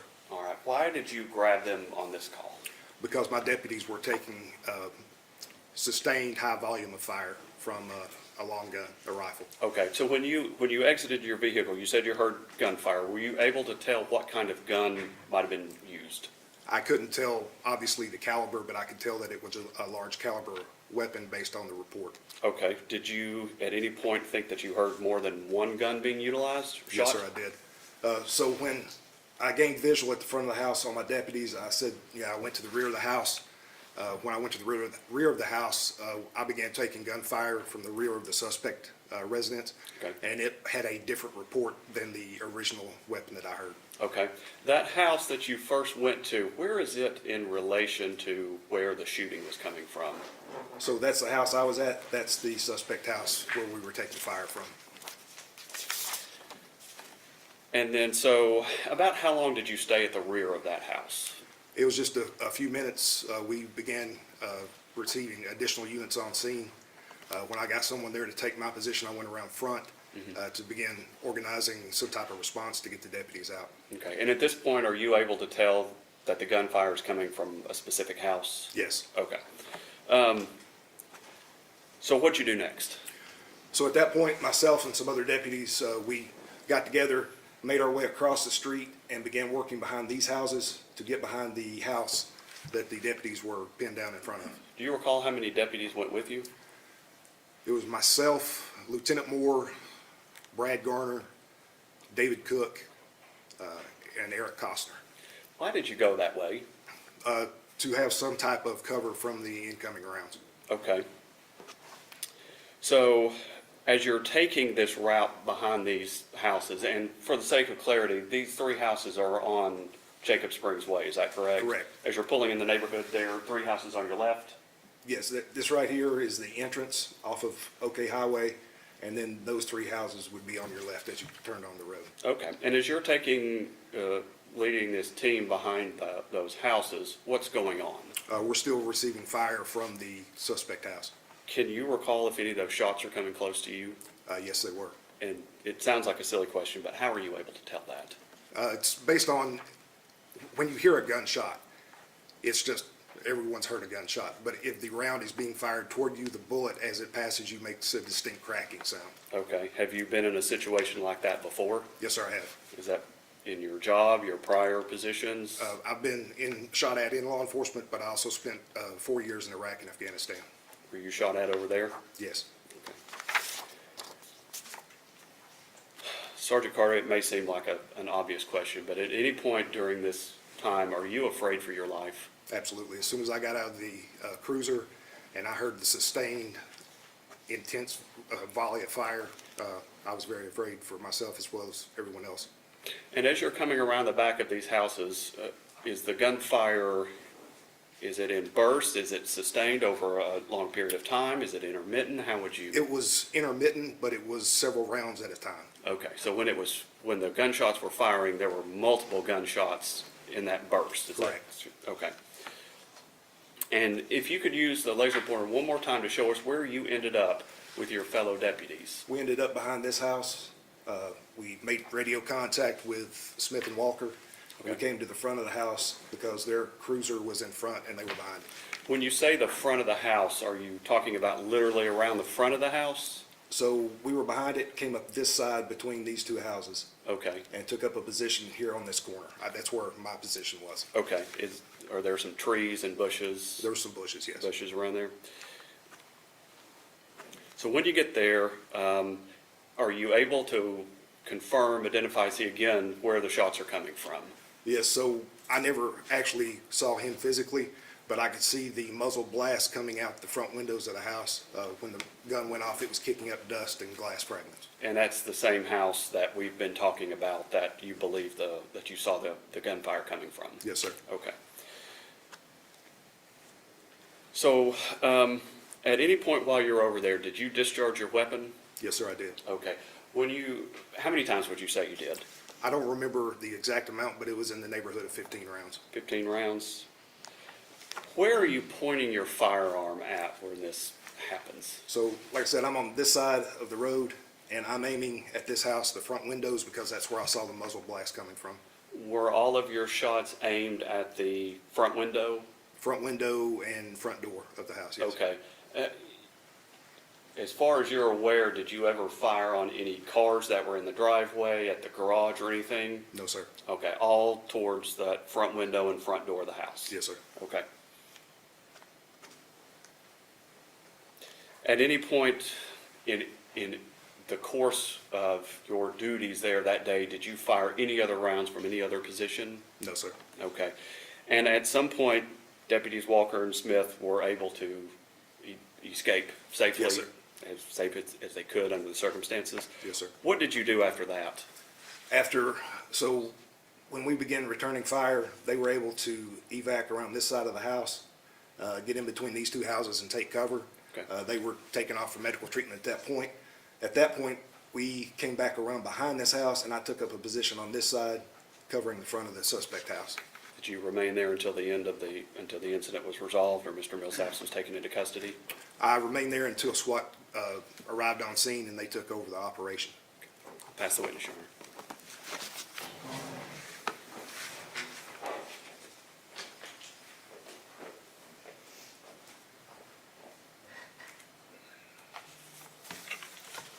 Good afternoon, Sergeant Carter.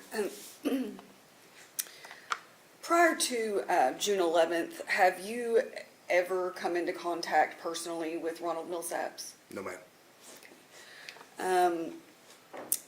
And so you don't believe you've ever responded to 1105 Jacob Springs Boulevard previously?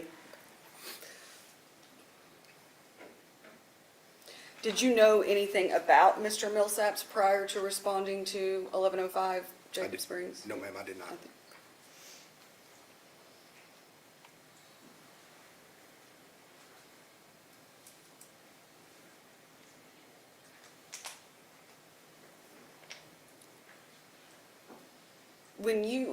When you arrived at that first house and you said you parked in the, I guess, the yard beside the house, what time do you think that was?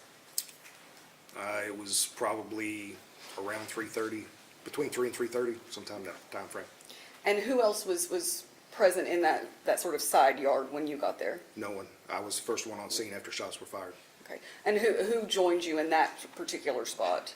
There were several deputies that showed up. I think Deputy Pace actually took my position behind the house.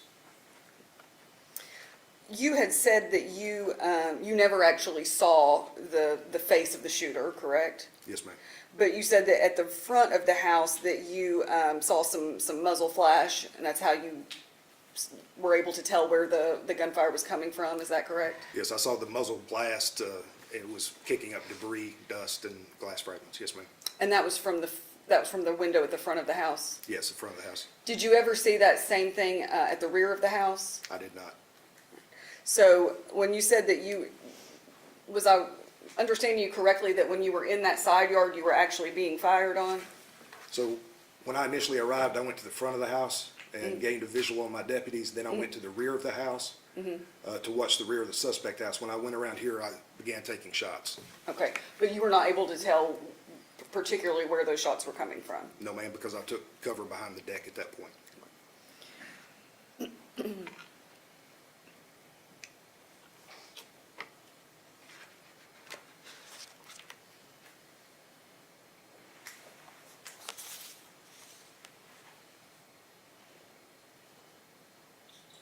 Did you come into contact with Mr. Millsaps at all after he was taken into custody? Yes, I did. And how did that come to occur? The SWAT team made entry into the residence and took him into custody. And when they brought him out, they placed him in my cruiser and I transported him to intake. How did Mr. Millsaps appear to you at that time? He seemed very intoxicated. I don't recall him saying anything as far as making a statement or anything. When you say that he seemed very intoxicated, specifically what did you observe about his person? Extremely unsteady on his feet, had a very strong odor of alcohol, about his person. Did you observe any injuries or anything on him at all? Not that I recall. And you said he did not make any statements at all to you? None that I recall, no ma'am. And when you arrived, and you said you transported him to the jail, is that correct? Yes. And when you arrived, did you have any further interaction with him at the jail? No, I stood in the sally port while the jail personnel removed him from the cruiser and took him inside for processing.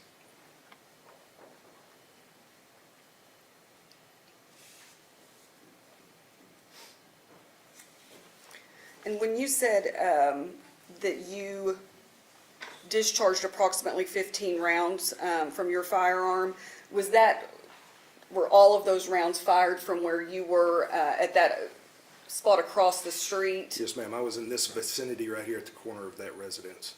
Okay, thank you for using the pointer. I'm not doing a very good job of explaining that. So that's the only place where you discharged your firearm? Nowhere else in this picture did you ever discharge a firearm? That's correct.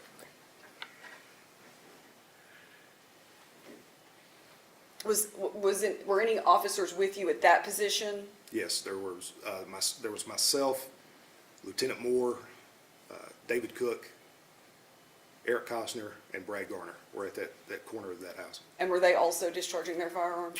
I recall that other deputies discharged their weapon. I don't know who it was, though.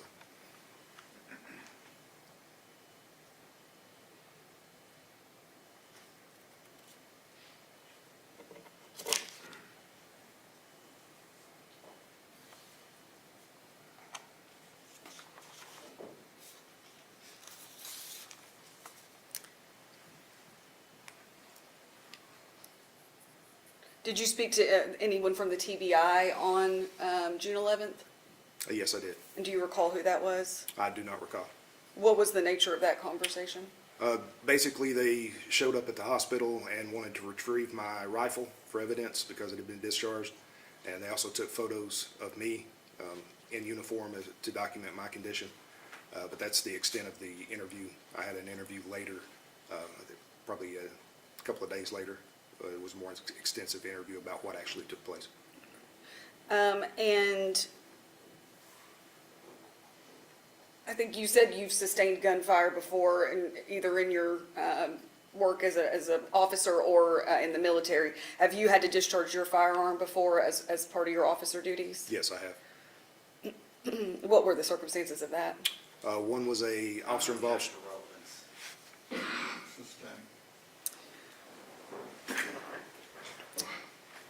As part of your officer training, were you trained for this type of scenario that you encountered on June 11th?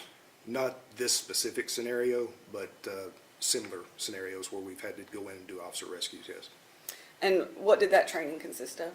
It's basically hands-on, actually using simunitions, which is kind of like a pellet gun, and we would actually go in and do officer rescues and training.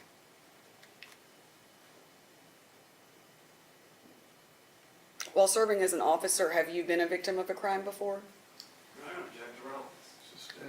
Your Honor, I'm just asking for the opportunity to cross-examine him thoroughly. Sustaining the objection. May I have a moment, please, Your Honor? No further questions. Redirect? No redirect. All right, you can step down, sorry. They call Sergeant Brad Garner.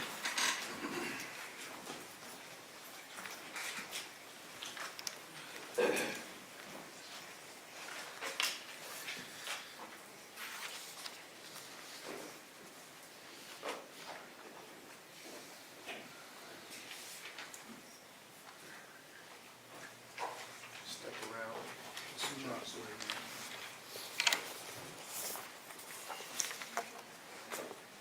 Raise your right hand. Solemnly swear affirm the testimony you give the truth? Yes, sir. Just have a seat. Sorry. Go ahead.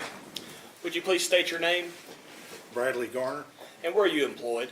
Blount County Sheriff's Office, How long have you been employed with the Blount County Sheriff's Office? since September 16, 2002. And what is your rank? It's corporal. And are you assigned to a particular shift? Day shift patrol. Okay, and what are the hours of that shift? 6 a.m. to 4 p.m. Were you working at the sheriff's office back on June the 11th of 2024? Yes, sir. And on that date, did you respond to Jacob Springs in Blount County, Tennessee? Yes, sir. And what was the reason for responding to that location? As we were leaving the office, the call came out, shots fired. Had 2 deputies pinned down behind a vehicle. Okay, and you said as you were leaving the building, was your shift over for the day? Pretty much, yeah. Okay. And even though your shift was over, when you heard that call, what did you still respond to it? Yes, our whole shift went. Okay. And did you go by yourself or were you with other officers? No, we kind of just pulled out together and went. And once you arrived at the scene, what did you do? I parked at the corner of, I think, Rockford Heights. And I'll stop you. There should be a laser pointer there in front of you. If you could just point to the map where you stopped. Right in there. Right at the corner of Old Knoxville Pike and Rockford Heights. And what did you do next?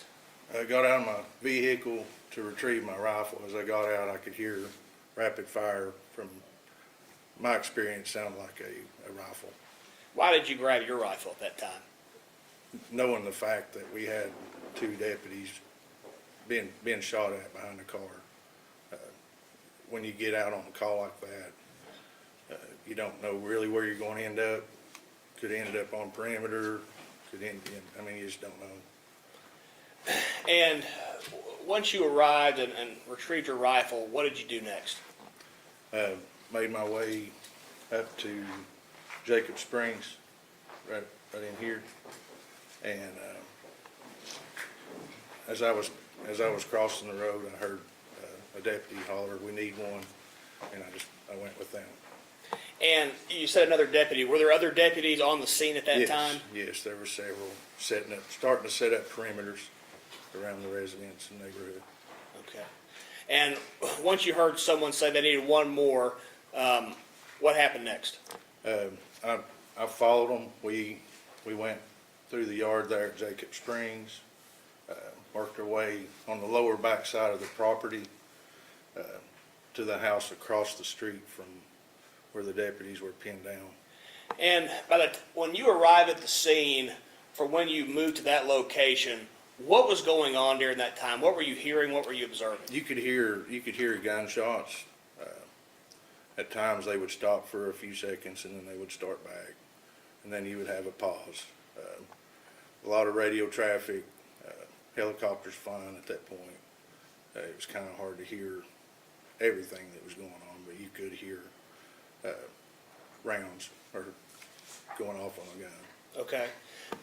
Now, you said you were behind the houses on Jacob Springs, and that was on the left side of the street if you're turning to the neighborhood, is that correct? Yes. Can you describe the terrain behind those houses? Is it flat? Is it hilly? They're flat behind the houses, but there's a lot of rolling, like drops off sort of hills behind it. We tried to stay low as we could on the I guess the property lines, because that gave us more of an advantage as far as rounds coming through. You would be below it. Okay. So we worked our way around those property lines on the lower side. And at some point, did you arrive closer to where the shooting was taking place? Yes, we were on the corner of the house across the street. And who all was with you at that time? Do you recall? Sergeant Carter, Lieutenant Moore, Corporal Cosner, David Cook. Let's see, Corporal Beckman, and trying to think. I think there was one more. I think Benji Pegler was on the lower side before where we went. He was on the opposite side of the house. And can you describe with a laser pointer exactly where you ended up?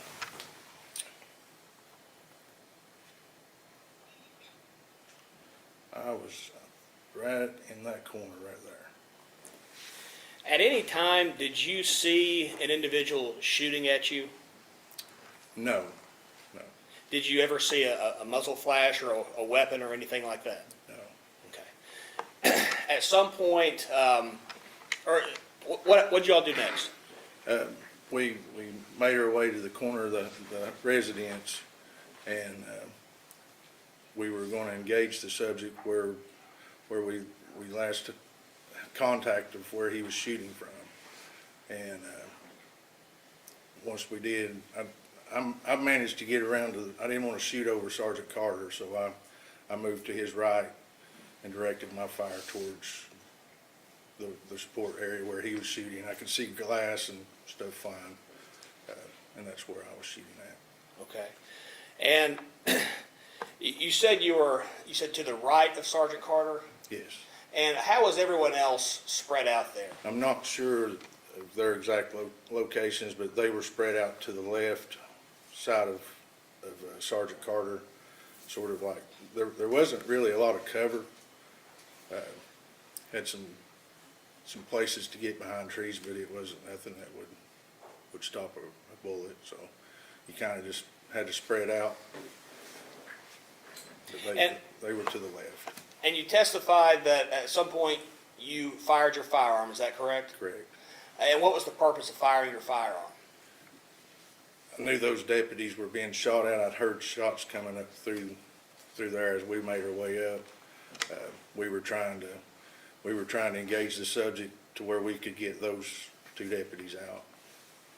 And how many shots did you fire? Maybe 5 or 6.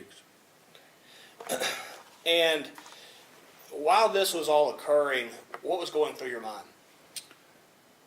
I was scared that I was going to get shot. I mean, you don't know if you're going to get to go home from that. I thought about, their situation, my family, these other guys' family. I'm just hoping that everybody got home safely. And from the time that you arrived, the time that you fired, was the gunfire you were hearing, was that consistent the entire time? Like I said, it was consistent, pretty consistent up through there, but there was at times longer pauses than others.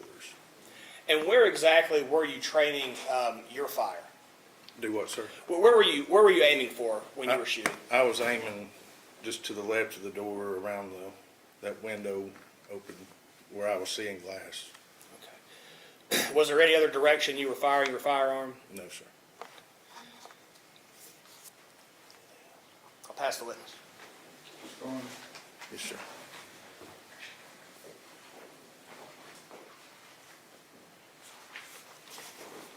Good afternoon, Corporal Garner. Prior to June 11th, have you ever come into contact personally with Ronald Millsaps? No, ma'am. So did you know anything about him prior to June 11th? No, ma'am. And have you personally ever responded to any sort of call out to that 1105 Jacob Springs Boulevard address? No, ma'am.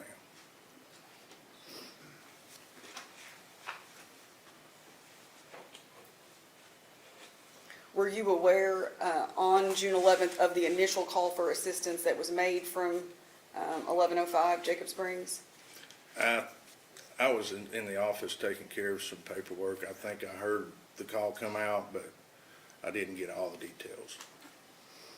And during your time on the scene, once Mr. Millsaps had been taken into custody, did you have any interaction with him at all? No, ma'am.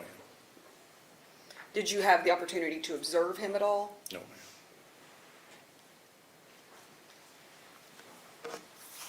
And you said that the only position that you discharged your firearm from was from that front corner of the house that's kind of catty corner to Yes, 1105? Yes, ma'am. And you believe that that was a total of 5 to 6 rounds that you discharged? Somewhere in there. I'm not positive on the count, but yeah. And what exactly was your target from that? I was shooting at the window to the left of the door. And specifically, why was that your target? That was where he had been shooting from. And that was because you had observed what? I was directing my fire in support of Sergeant Carter's. So did he tell you where to fire, or were you just, I could see where he was firing his weapon, and I fired in the same direction. so just basically mirroring his actions? Yes, ma'am.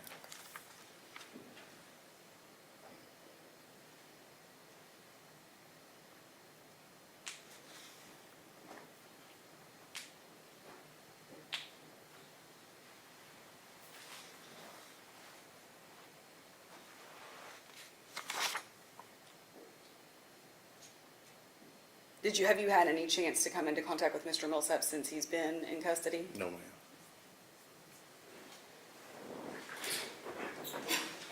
Did you speak to anyone from the TBI on June 11th, I'm sorry? Just to surrender my weapon. And do you recall who that was? No, ma'am.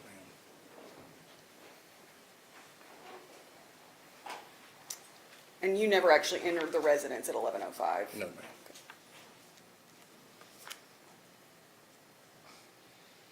When you said that the officers who arrived had set up a perimeter, can you explain what you mean by that? They were, as we were getting on scene, there was people setting up perimeter. I think there was some guys right here at this residence, starting to get in some places right in here along this wood line. And like I said, I heard my lieutenant say he needed one, and I started towards him. But You needed one at the front corner of that other house? Well, needed somebody to go with them. Okay. And So is that the only spot that you were aware the officers were when you said that they set up a perimeter, or were there other places? when I got there wasn't, I don't know how many was there, but I just started seeing a few getting right in here. But yeah, I don't, by the time I seen these guys, I heard him say he needed one, and I went with them, and we went right through here. Were you able to observe that there were officers anywhere else around? No, That was a no, okay. And are you aware of officers discharging firearms anywhere besides that one spot where you and Sergeant Carter and the other officers you mentioned were? and at the time, no. You were not aware, or you don't believe that they were? I didn't know that there was any fire. I assumed he was. I think, I don't know what point Deputy Peagler fired, but he wasn't with me, so I don't know. Thank you, pass the witness. Redirect? No redirect, Your Honor. All right, you can step down outside, please. Next witness. State Police, Corporal Cosner.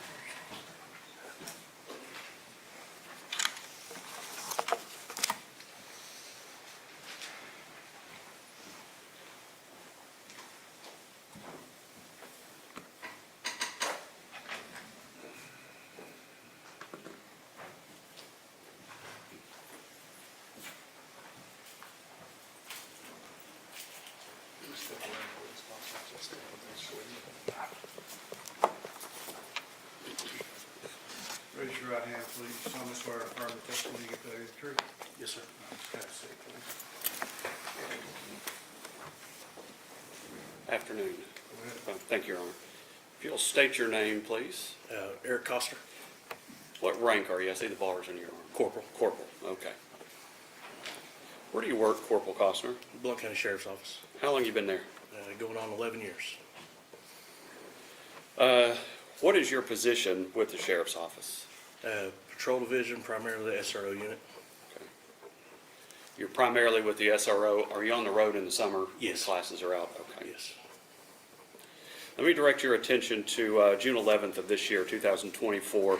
Were you working in your capacity as a sheriff's deputy that day? Yes. What shift were you on? Day shift, What are those hours? 6 a.m. to 4 p.m. Did you have an occasion to respond to Jacob Springs Way in Rockford? I did. What brought you there? Report of a shots fired call. Okay.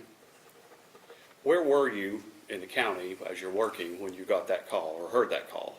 I was over by Walgreens in Alcoa. That's over there on, is it Jewel Street? Yes. That it's on? Yeah.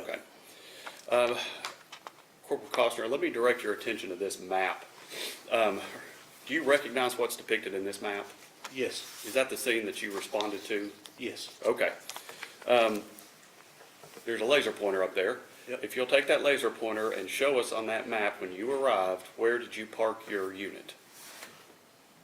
I parked right in here along the road. Okay, is that right there off of Old Knoxville Highway in Jacob Springs? Yes. Okay.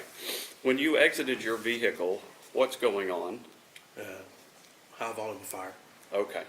When you say high volume, you mean a lot? Yes, a Is that lot. fair? Okay.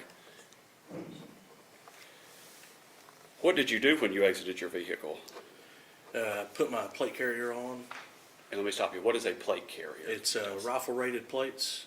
It's something in addition to this. So this is soft body armor, and that's much heavier and typically used to hopefully stop rifle rounds. Okay, so you get your plate carrier, anything else? Yeah, my rifle. All right. Now, are those something that you utilize on a routine traffic stop or call for service? No. Why did you put those on today? The threat in the situation. Were you able to tell what kind of gun was being fired when you exited your vehicle? Yeah, it was pretty obvious it was a high-powered rifle.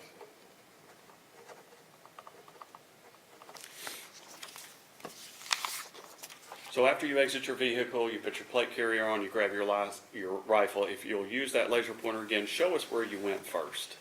So I initially made my way to this house here. Okay. And I was on the garage door with a couple other deputies. Is where I was there for maybe 30 seconds to a minute.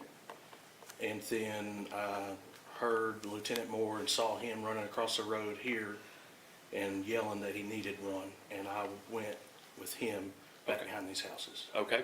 And as you're on that garage door, are you able to identify where shots are coming from? Yeah, so we had some intelligence that they were coming from the front of the house here, and I could actually see some rounds. I could hear them, and I could see some rounds, like where they were hitting something over here on this house. It was hard to tell if they were hitting the car, and I was seeing that, or if it was dirt in the area, or what, but there was stuff like smoke splattering up from rounds coming that direction. Where you were pointing and telling us that rounds were going, is that where Deputies Walker and Smith are pinned down? Yes, sir. Okay, and are they behind the car there? Yeah, so their cruiser was backed into this driveway here. Okay. And they were behind it. I remember being here in the angle of it, I could see that they really didn't have anywhere to go. They were kind of pinned down behind the car there. Okay, so Lieutenant Moore calls you over, says he needs another one, and y'all take off. Roughly how many deputies are there with your group there? So Lieutenant Moore, Brad, 5 or 6? Okay. 5 or 6. I think you got Brad Garner, Doug Moore, Chris Carter, David Cook, myself, and then Justin Beckman as well. Okay, so as you're going around the back of the houses, are you closer to the houses? Are you kind of farther away? Can kind of tell us how that went. Yes. So as we made our way down here, it was obvious that these backyards sloped down the further you went down behind the house. Okay. And so we felt like once we got over this fence here and into this backyard, there's a shed somewhere over here. Okay. And we realized that there were rounds in that shed and that we were in the line of sight there, line of fire. Okay, when you say you realized there were rounds going into that, it may seem obvious, but how did you? So know? somebody pointed out that they could see the bullet holes in the shed. Okay, okay. So. All right, so once you're kind of going around past the shed, where do you go next? So we end up going to the back of the property here, down the slope where we felt like we had better cover. And then we crossed over into this yard here and made our way up to the back of this house here. Okay, do you have a final position where you all kind of gathered back there? So we gathered on this back corner back here of this house. Okay. And then kind of got a quick game plan together and then came out here. All right. So when you're over there, did you ever fire your weapon? I did. Okay, approximately how many times did you fire? Between 5 and 8 rounds. 5 and 8. And where are you aiming when you're discharging your rounds? The front of this house here. When you say the front, is there any particular part of the house that you're focusing on? Yeah, so if the house is faced this way, to the right of the garage here, these windows. Okay. Is our last known location where rounds were coming from. You said the right, so right from our angle, but if you're looking at Yes, the if I'm front of looking the at it, it's house- to the left of the garage, Okay, yes. so kind of towards the door and window, Yeah, is that correct? yep. Did you aim your fire anywhere else on the house or any other place? No, just those windows in that door area. Okay. And while you are on scene from beginning to end, did you ever fire your weapon from any other position besides the corner of that house that we just talked about? No, sir. Okay. So, at some point, Deputies Walker and Smith are able to escape. Yes. What did you do after that? We retreated back behind the house and held a perimeter position. Okay, and you just remained there until The scene was over with. scene was over with? Corporal Cosner, at any point during what's taking place, are you in fear for your life? Yeah, from the moment I got out of the cruiser till he was in custody. What's going through your mind? Worried about them, and then I'm worried about myself getting shot as well. Your Honor, I will pass the witness. Mr. Garner.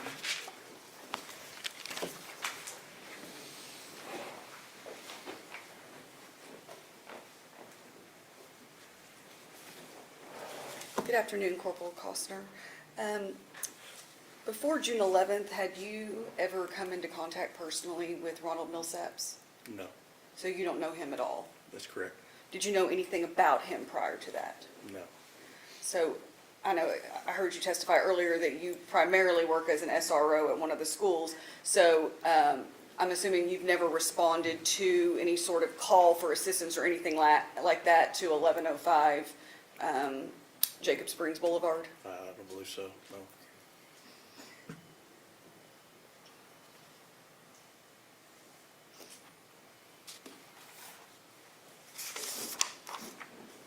Were you aware on June 11th of the initial call for assistance that was made to? I knew it was some sort of domestic disturbance, but it was towards the end of my shift, so I was actually making my way home. And so, yeah, I didn't quite catch the initial call. I knew it was a domestic disturbance, but obviously I perked up whenever I heard shots fired come over the radio. So when you said that you were aware, was that just from hearing things over the radio? Yes. Do you know exactly what time you arrived? I do not. When you were in that initial spot, that's sort of that very first side yard. This here? Yes, I think you said that you parked around in this area Yeah, right there. Is yes, that correct? I parked here, got my plate carrier and my rifle, and then made my way here for a brief time. When you were, I'm calling it a side yard. Okay, yeah, When yeah. you were there, were you able to see the back of 1105? No. Not at all? Mm. Okay. So you weren't aware of any shots being fired to the rear of the home at that time? It came over the radio, but I didn't see any shots. Okay. Okay. And then you said that when you made your way around to the rear and then came up to that sort of front area on the home that's catty corner to 1105, did you ever actually see a shooter in No. any of the windows or anything? No, ma'am. You couldn't make out any person? No. Okay. Did you yourself see any muzzle flash or anything like that? No. So what caused you to be firing shots toward that specific target? Because we had intelligence that rounds were coming out of the front of the house towards our officers, and we had to get them out. And the 5 or 6 shots that you said that, or I'm sorry, 5 to 8 shots that you said that you fired, that was from your rifle? Yes, ma'am.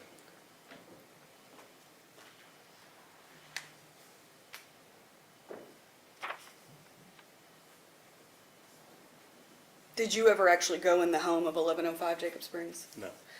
Did you ever come into contact with Mr. Millsaps once he had been arrested? I never made contact with him. I saw them escorting from the home to the car. That was it. It's the first time I ever saw him. And did you observe anything about him that day? No.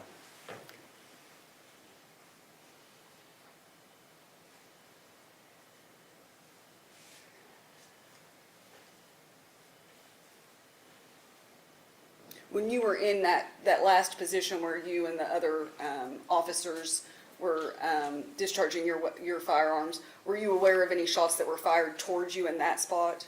No.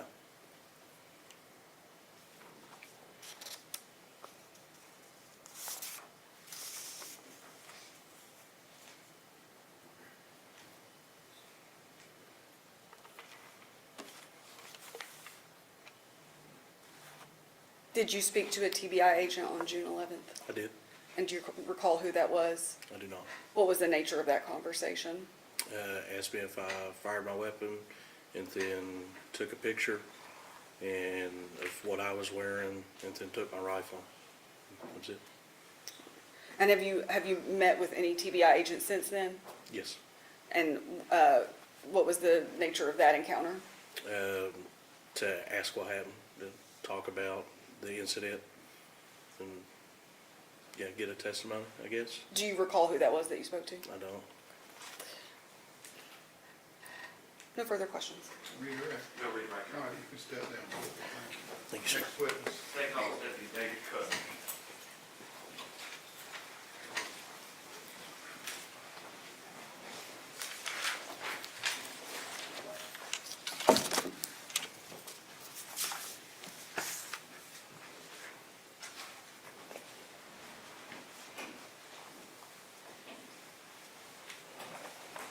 Step around witness box, step up and get us ready.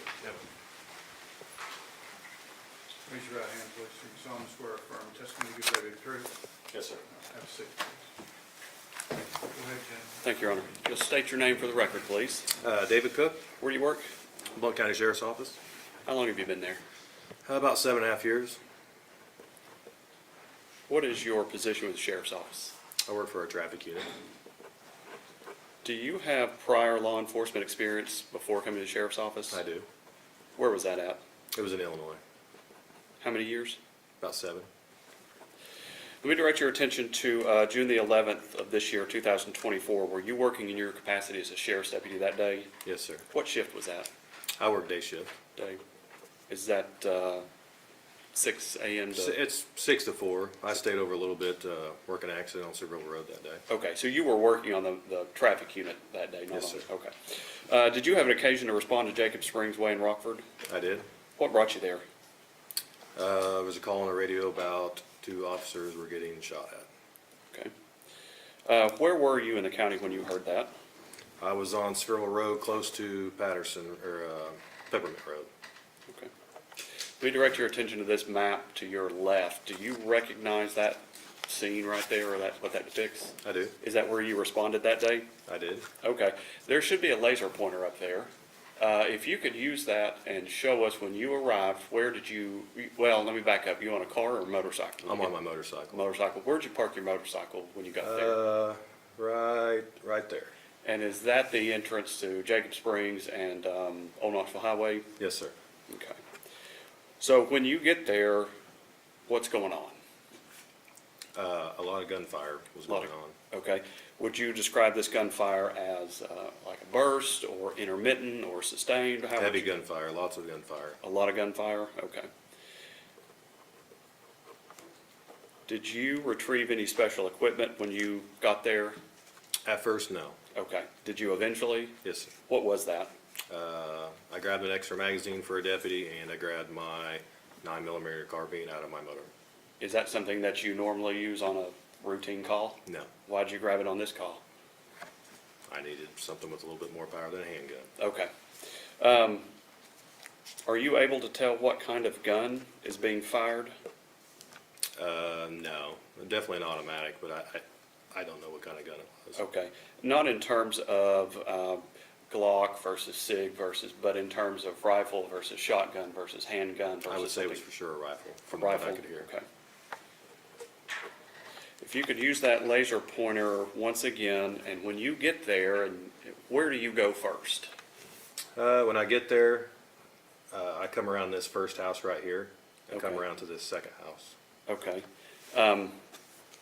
Were you with other deputies as you did that? I was with Deputy Piegler. Deputy Pigler, okay. Were you eventually joined by some other deputies? At some point, yes. Okay. So as you're going around the back of the houses, are you still hearing the gunshots? Yes. Are you able to tell where they're going? The gunfire itself? No. Yes. No. Okay. Where did you eventually, if you can use that laser pointer again, show us where you eventually ended up back there. Eventually, myself and some other deputies ended up at this house right here. Okay. And can you use I the believe it says 1110. 1110? Okay.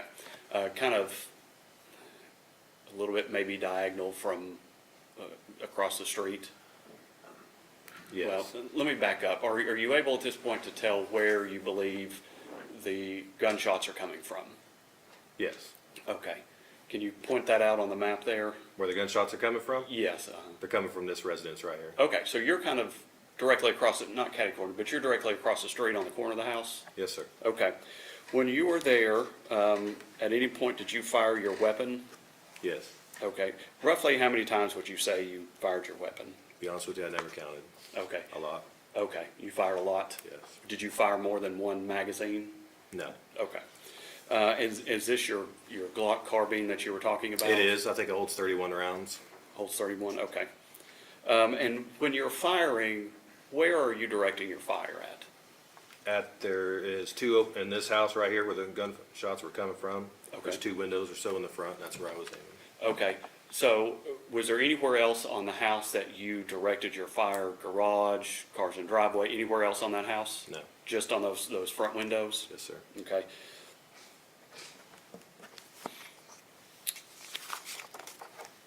So at some point, Deputies Walker, Smith make it to safety, or they're labeled to make it out from where they're pinned down. What did you do after that? A couple different things. We came around the house over here, was on the back side of the house for a little while, and then I went into 1106, and we got a civilian out of there, and we stationed in the house. Okay, I believe it's 1106. 1106, but you helped, was it an older female? Yes. Okay. So technically, the 1110 had an older male that we helped get out to, and there was a female in 1106. Okay, so you helped both of them out. Yes. Where'd you take them? The male was behind the house for quite some time, and then the older lady in 1106, we took her down to the bottom of the hill and put her in a chair. Okay, all right. Deputy Cook, during your presence here, during what's going on, is it, at any point, are you in fear for your life and your personal safety? Yes. Okay, all right. Your Honor, I'll pass the witness.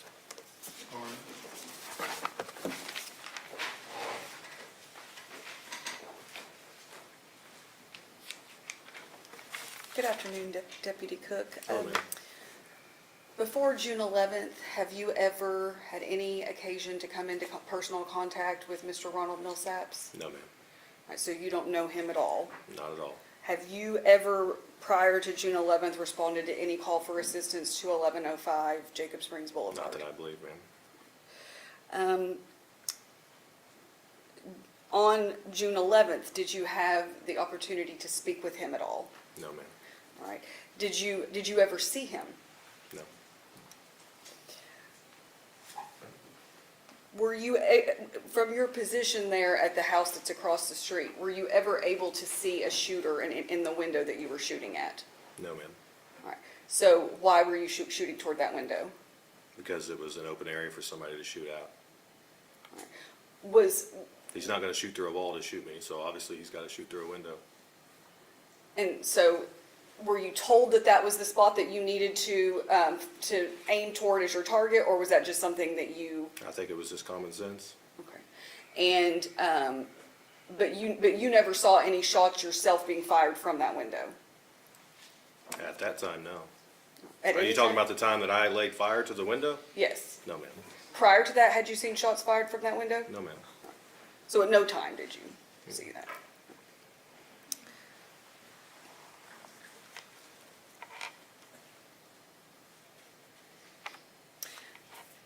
We've heard some testimony today about other officers that were in that same position as you at that front corner of the house across the street, and that multiple officers were discharging their firearm from that position. Is that your recollection? Yes, ma'am. Do you recall any other officers from any other position discharging their firearms? I mean, when I was laying down fire, if somebody else was shooting from somewhere else? Is that what you're asking me? Yes. Yeah, I don't have any idea. You don't, were you able to visually see any other officers discharging their firearms from any other positions? Besides where I was with the other deputies? Correct. No, just us. Your understanding was that there was a perimeter that was set up around the area, correct, of officers? There's several officers around, yes. Okay. So there were officers in other positions, correct? You just don't believe that any other officers were shooting? Is Yeah, that you your- asked me if they were laying down fire. I don't know if they were laying down fire or not. I believe it was just us. Okay. Have you had any, have you had any conversation with Mr. Millsap since he's been in custody? No.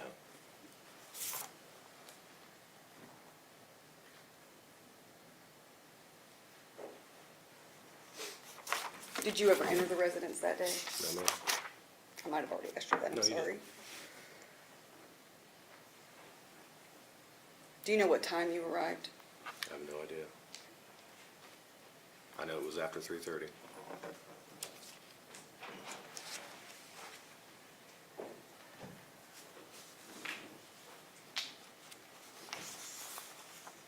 And you believe that you fired somewhere in the range of 31 rounds because you know it was only one magazine?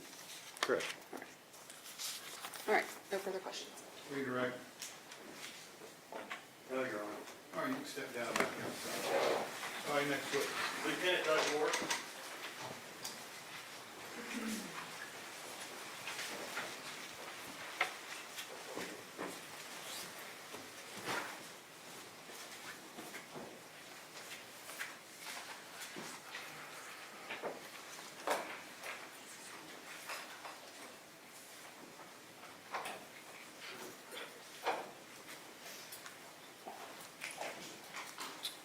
You just step around the witness box. Step up and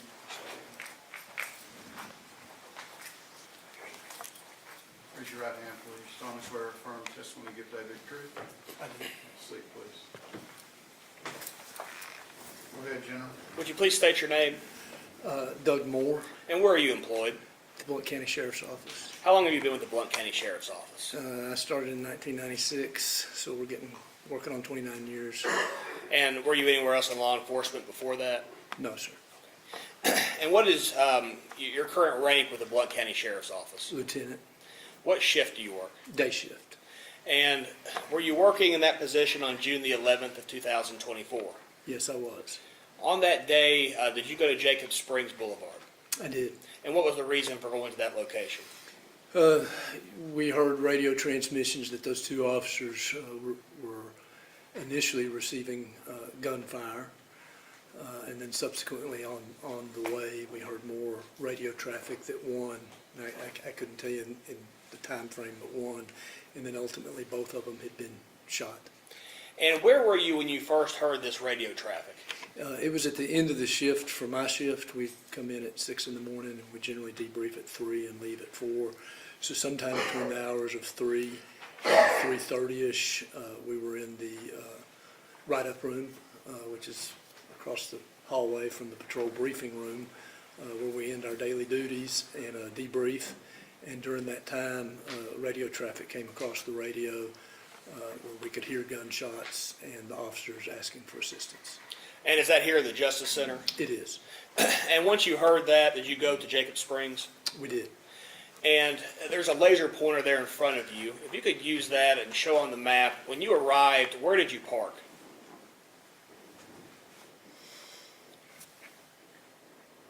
Right in that area right there. It's just Little River Road. I would have pulled my car in and parked it right there on Little River Road and Old Knoxville Highway. When you arrived at the scene, were there already other officers there? My shift kind of arrived at the same time. We all left the building roughly together. Of course, we got broke up because of some traffic, but there were some units ahead of me that had got on scene, I think, that were already in the field from evening shift. Okay. And once you arrived, what did you hear and what did you see?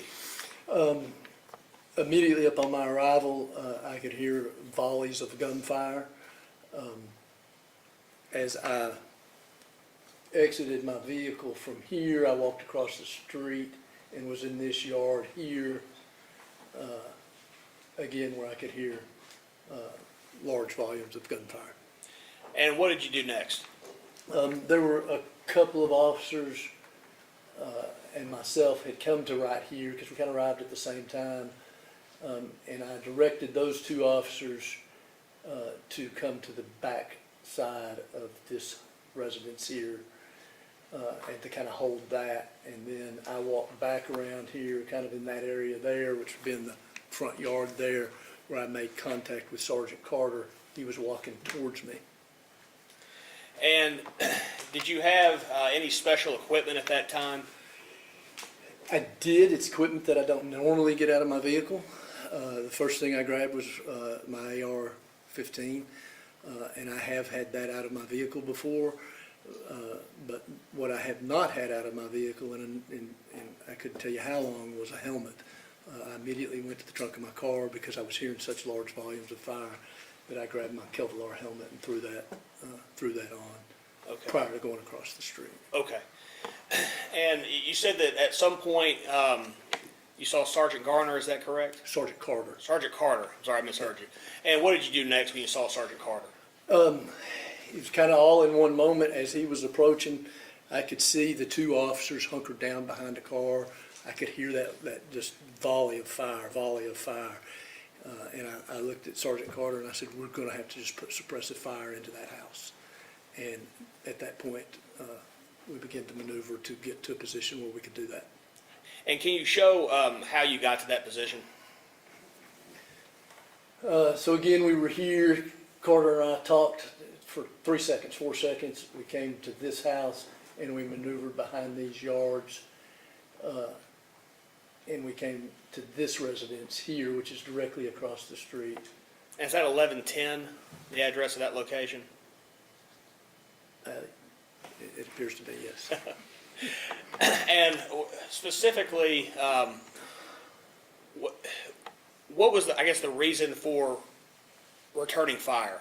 So in my mind, like I said, when I looked up there, I could hear the large volume of fire, but what became the most alarming to me is I could see two of our male officers hunkered down. I could see the blue uniforms, and I could see them trying to get as small as they could get behind a car. And at that point, had you heard on the radio whether they had been taken fire? At that point, I knew they had been shot. Okay. And where were you standing when you did return fire? So that 1110, I believe, is what you said. As we're looking, if we were standing in front of 1110, we would be to the right there, or if you were behind the house, then we would be to the left of it. And so there's a driveway there, so right in that area where it is right now is where the group of officers that was with me were at. And how many officers were with you? Sergeant Carter, Cosner,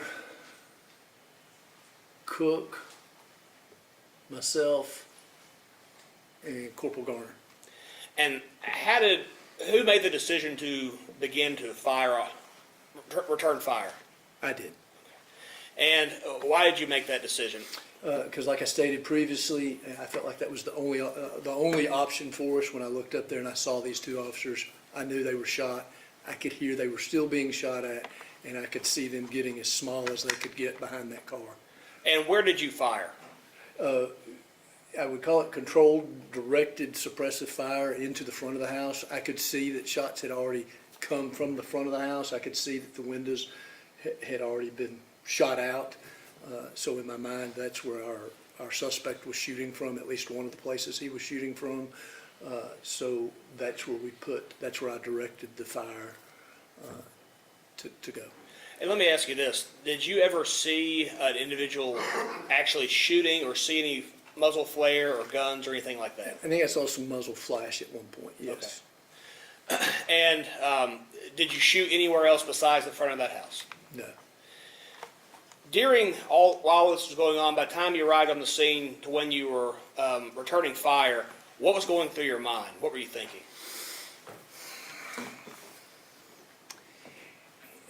I think I was just flooded with emotion about getting the two officers out, and that became the most important thing to me. I had to make a fairly quick decision about, suppressive fire into a house.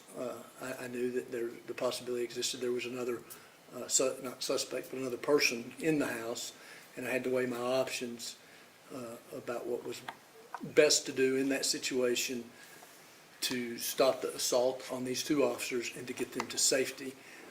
Because if it had continued, then obviously the result could be different. And at any point during this, were you in fear? Oh, yes, very much so. I'll pass the witness. Garner.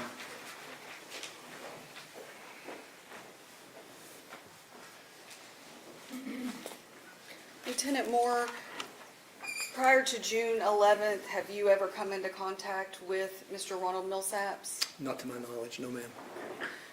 So you did not know anything about him before that day? Correct. You don't believe you've ever responded to any sort of call that came from 1105 Jacob Springs Boulevard?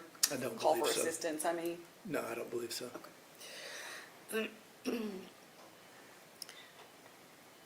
When you arrived, and you said that you began sort of directing officers where to go, were you the highest ranking officer there at that time? I was at that time, yes. And you said that you discharged your firearm. Approximately how many rounds do you believe you fired? I don't really know, 5 to 10 rounds. And those were all aimed specifically at the front window of 1105? Correct, and I actually fired as our officers. Once I knew that we had our two officers out, and then I directed our guys back out, and as they were filtering out, I put some rounds into the front of the house. So at that point, the two officers that had been hit had already moved away from danger.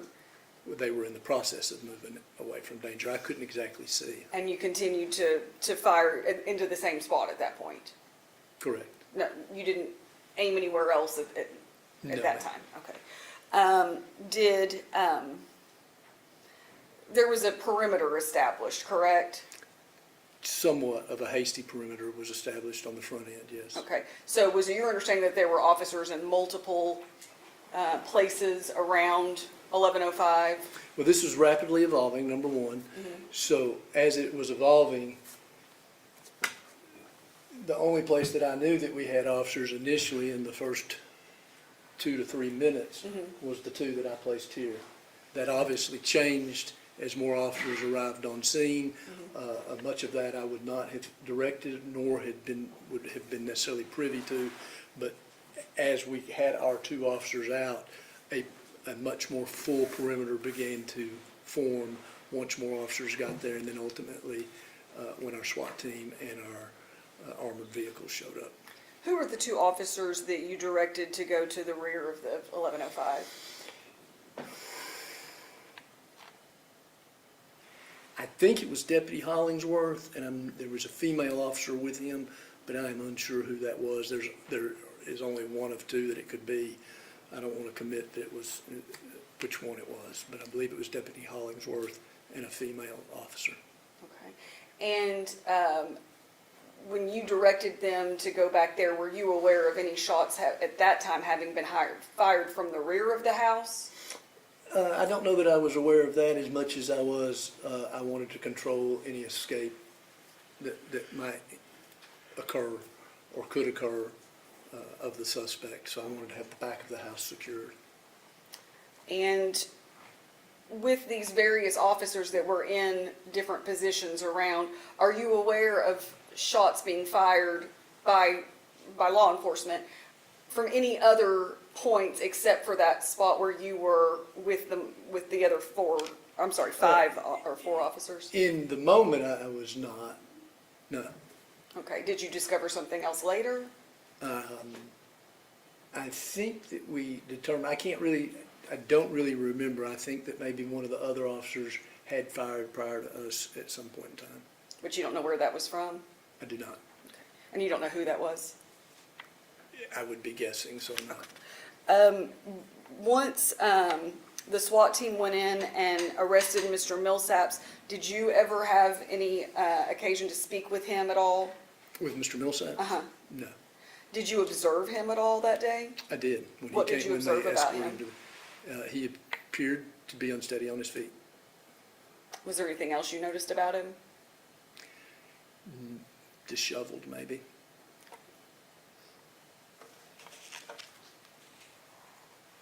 Did you go into 1105 Jacob Springs? I did not.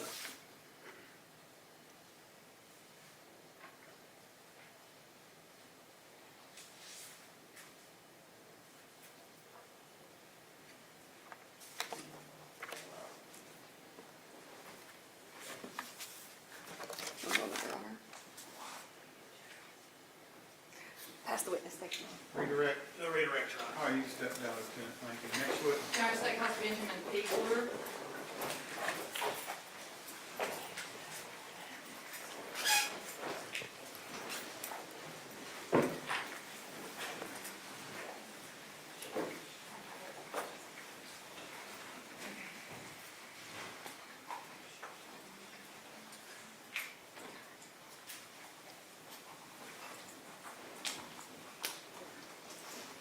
Go over here. You step around, watch your step, and the judge will swear you.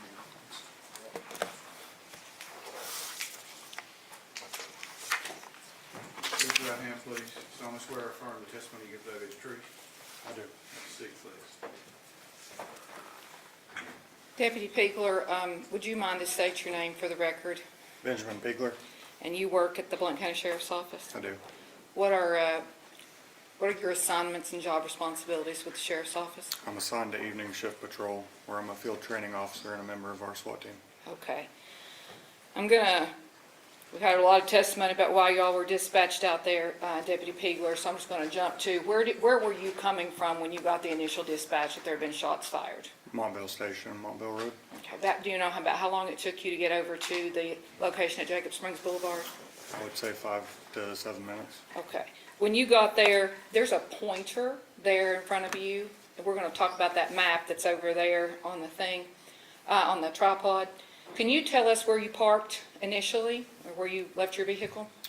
I turned onto Jacob Springs from Old Knoxville Highway and parked right in here, right before 1101 Jacob Springs on the right side of the road.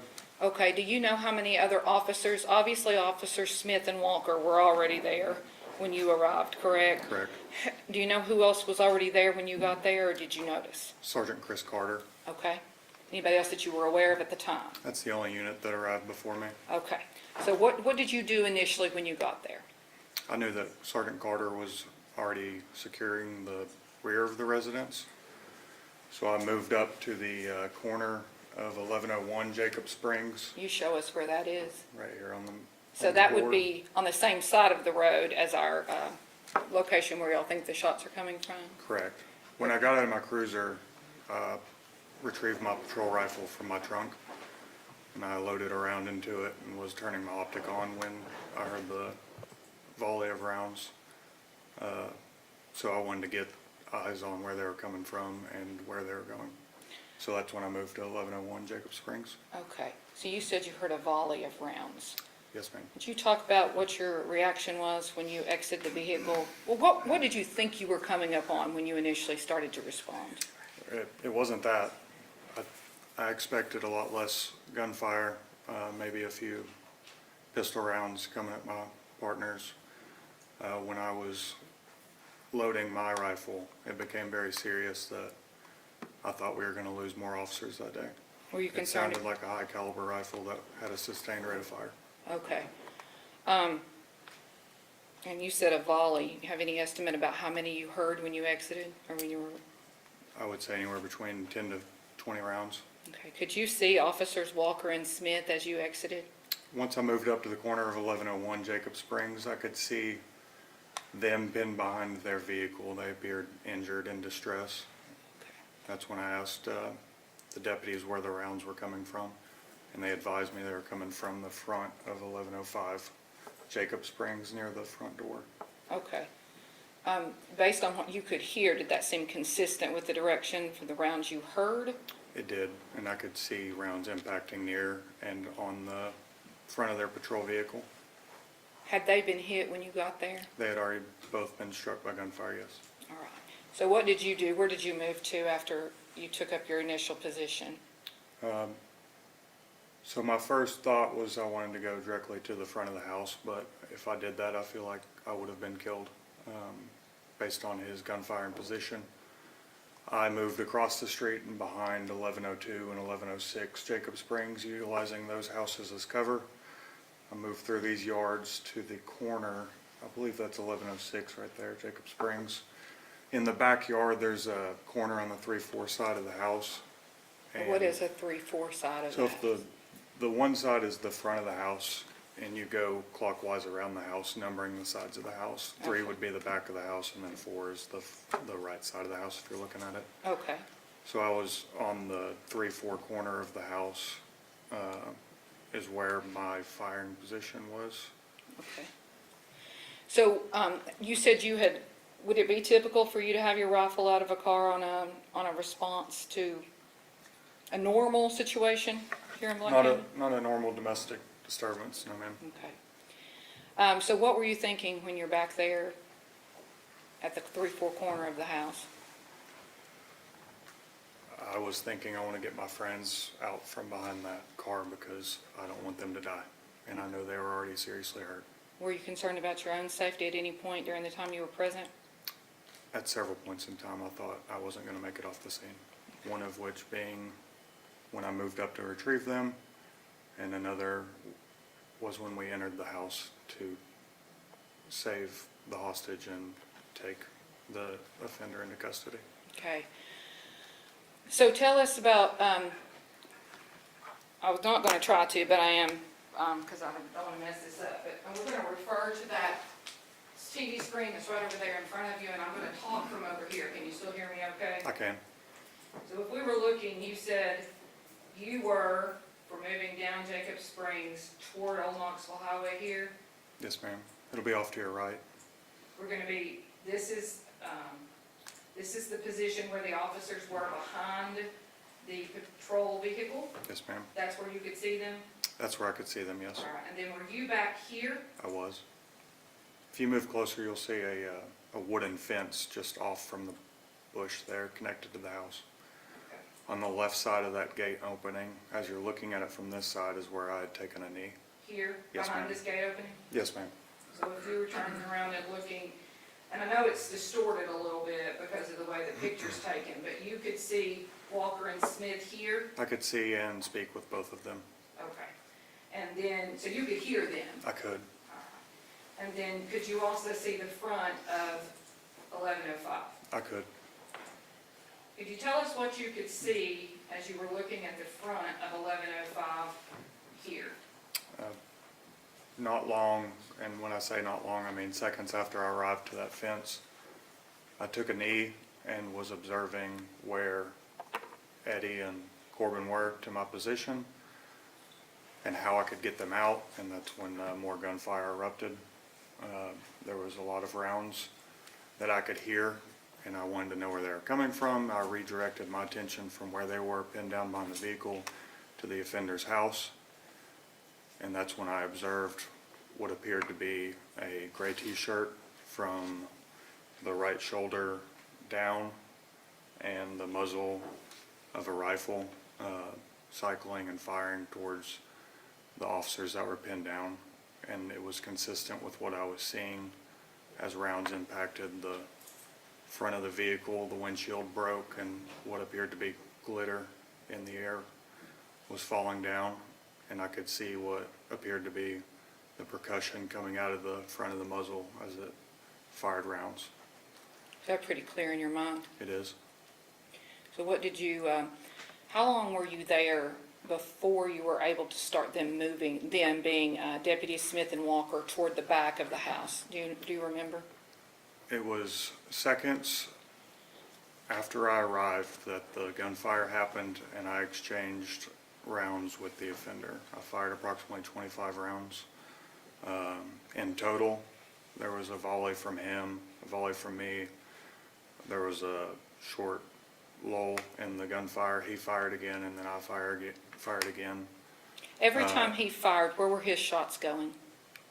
I believed that they were impacting the cruiser where Eddie and Corbin were.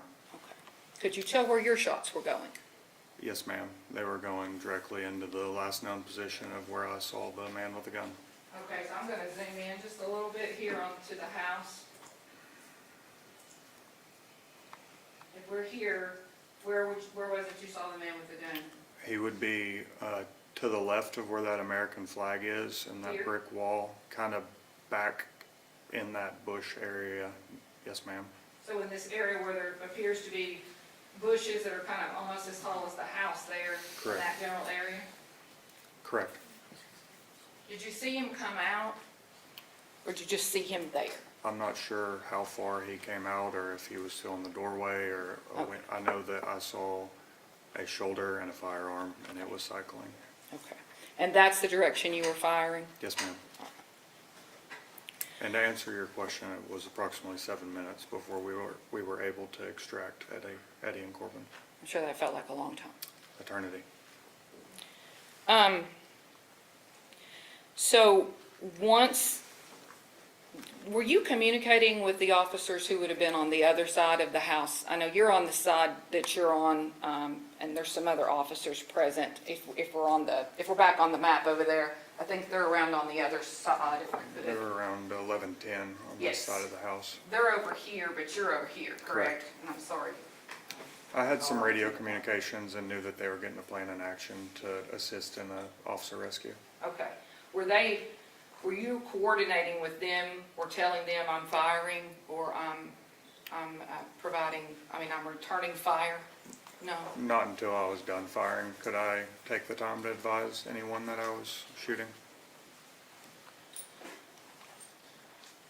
So once, what's your rounds that you're firing? It's a 5.56 .223 round. Is that consistent across the sheriff's office? Is everybody issued the same AR? Yes, ma'am.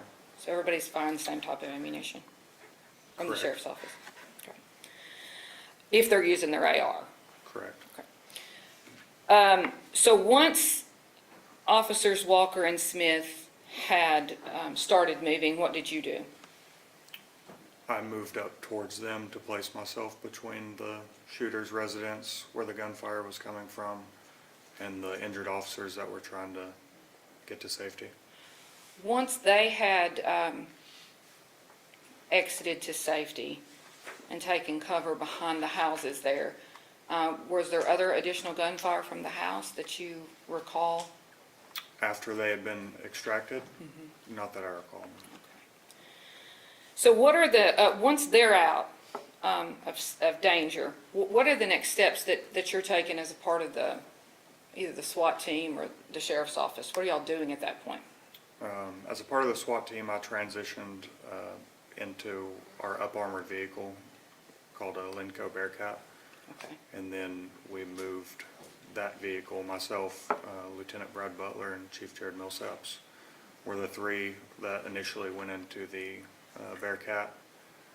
And prior to that, I had to swap out my patrol vest, which isn't rated as to a higher caliber, such as my SWAT vest. I put on some of my SWAT uniforms, so my vest and my helmet's what I had time to put on. And then I transitioned entered the Bearcat. Okay. And I'm going to just sort of talk about y'all's entry. What's the purpose of the Bearcat? To hopefully save lives, not only ours, but other people that we're rescuing. Okay. It's a thicker form of protection than anything that you can wear on your person. Okay. All right.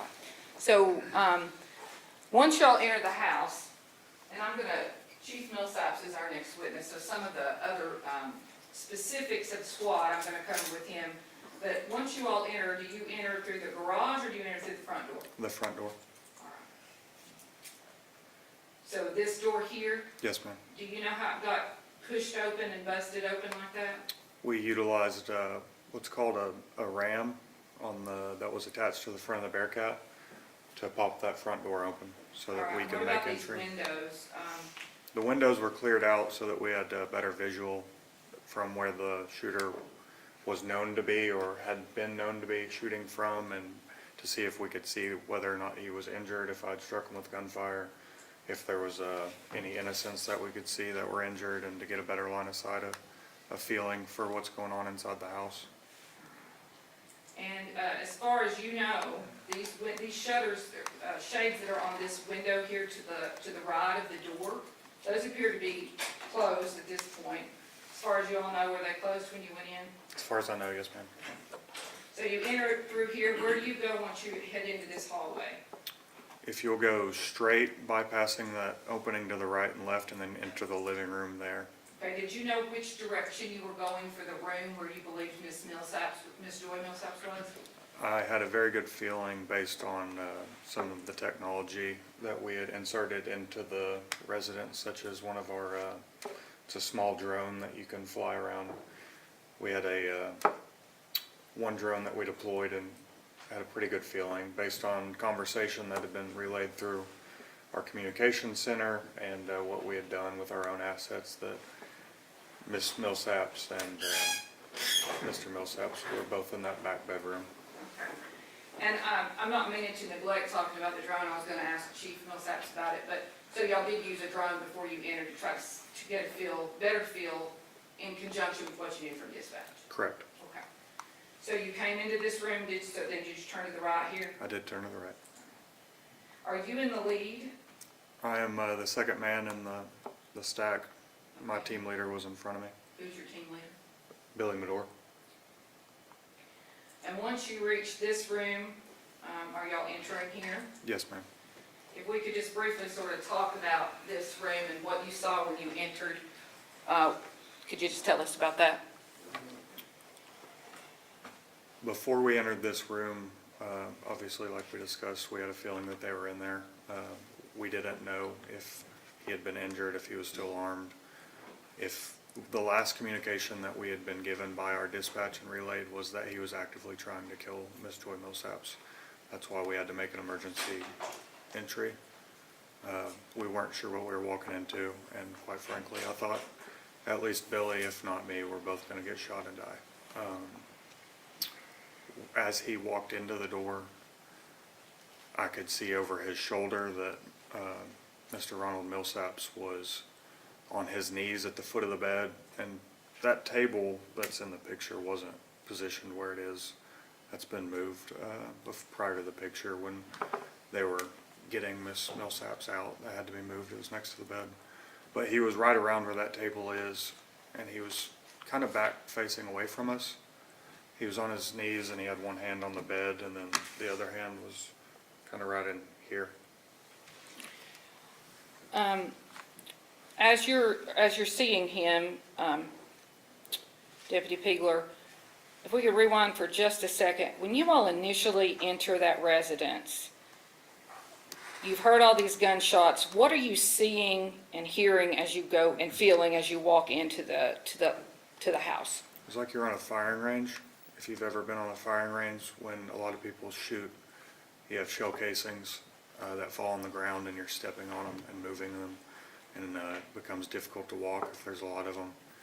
And the entirety of the floor in that residence was covered with expended shell casings, so it made walking not only difficult but unnerving. Okay. Did you all have, you have some experience with firearms, right? Yes, ma'am. When you were hearing the gunshots that you had heard, the volleys of fire that you're hearing, what kind of weapon are you thinking you're dealing with? Some sort of high caliber rifle, either 5.56 or 7.62. Is that consistent with the type of ammunition that's on the floor? Yes, ma'am. How about magazines on the floor? Yes, ma'am. So once you're into the room there appears to be some expended shells. Did you see a firearm in that room? There was a handgun located on that dresser to the right as you entered. And that's going to be, and I know we do not see it in this photograph, in this video, but it's behind this lampshade, is that right? Yes, ma'am. Okay. So, you said he was sort of on his knees and had one hand up. What did he say or do, if anything? After we placed him into custody, he was hard to maneuver through the house due to his level of what I perceived to be intoxication. Any words that he did say were very slurred and hard to understand. He stumbled quite a bit and had to be held, the full weight of him had to be held up on either side to assist him in walking.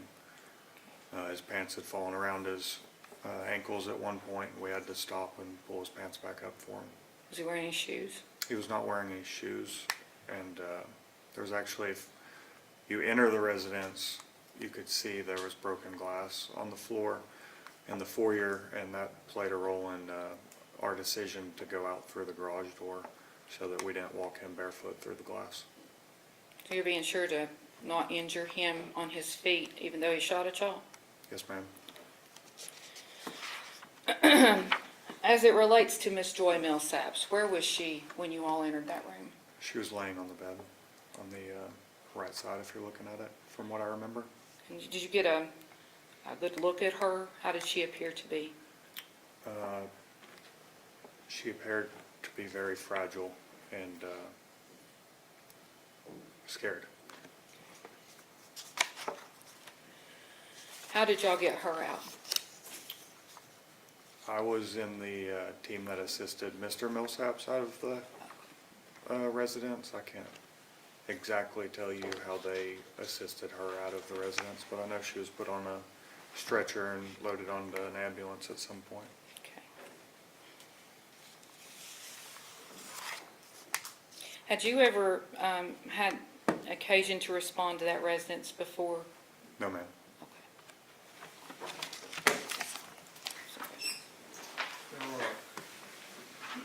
I take it then, Deputy Pigler, you don't know Ronald Millsaps then, do you? I had met him once before on a separate call that wasn't at that residence, but I did not know him at the time or that to be him. Okay, well, how long ago was that, do you think? I couldn't give you an exact date. It was about a year, I would say, before this call involving a fatality in an accident. Gotcha, I was gonna say, what was the nature of that interaction that you had with him? It was a death notification for a female that he was acquainted with that had passed away in a motor vehicle accident. So you had it was part of your duty on that day to interact with him and with regard to sharing that news with him? He showed up to the scene. Yes, sir. Gotcha, and you were there in your duties as a deputy on that traffic fatality scene. I was. Doing various things there with regard to evidence collection, discussing with possible witnesses, things like The that. Tennessee Highway Patrol investigated the accident. I was assisting with traffic when Mr. Millsap showed up to the scene. Gotcha, He recognized the vehicle and I broke the news to him. gotcha. Obviously, other than the obvious of, I'm certain he appeared distraught or upset. That's fair to say at that time? Are you talking about the accident or the? Yeah, that accident, where the first interaction you've had with Mr. Millsaps. To my memory, I don't remember a level of remorse that fit the occasion. Okay.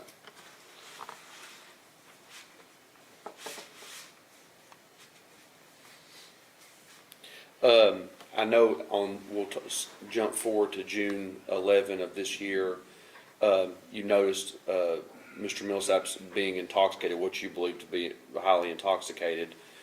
Do you recall anything of that nature back when you had that interaction with him as far as notifying him of that death? As far as intoxication goes? If you recall. Not that I recall, no. Okay. So the day, and we'll take us back just a few questions about, you said, I think you, like many other officers that were responding there, Your Honor, and if I may approach, I'm going to use that map for just a second.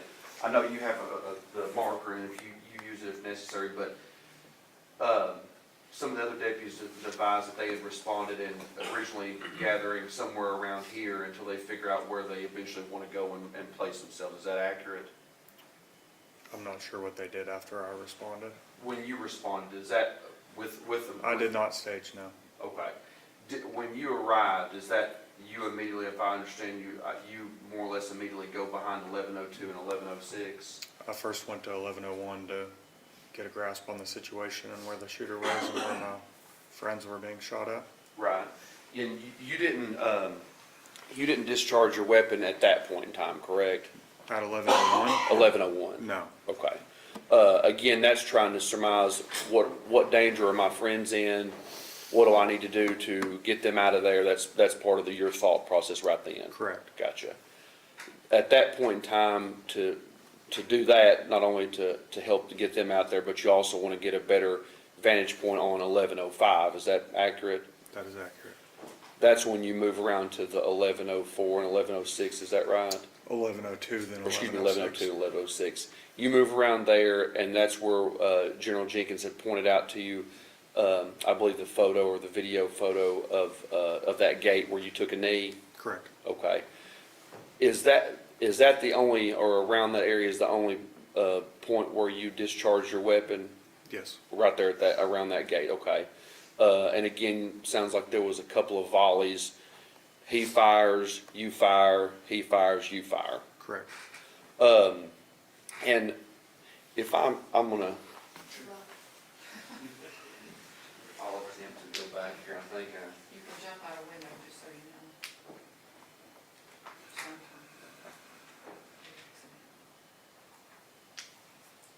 Let's see here.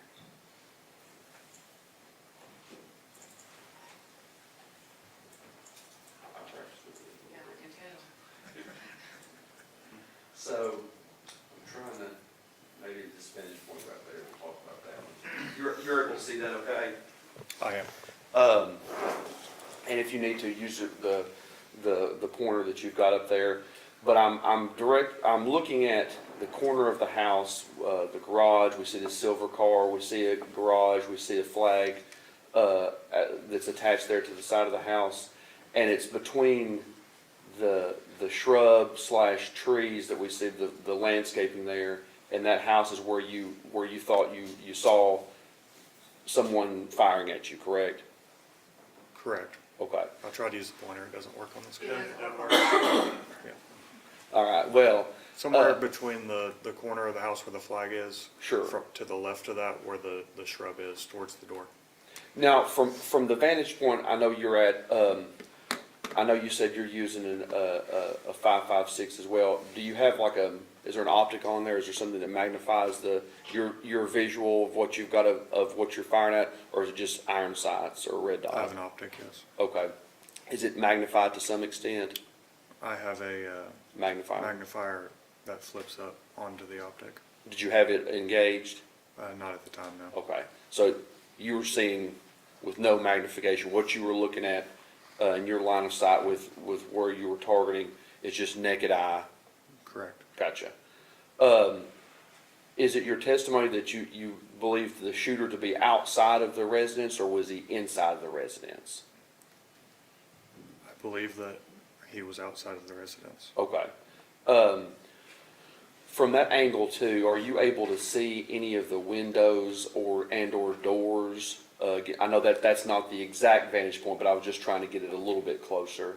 Are you able to see from your vantage point there any of those open windows or shutters or blinds, whether they're open or closed? Are you able to see those things from your vantage point? They weren't open at the time, but I could see where they would be, yes. Okay. All right. And you said you thought whoever you saw had a gray shirt on?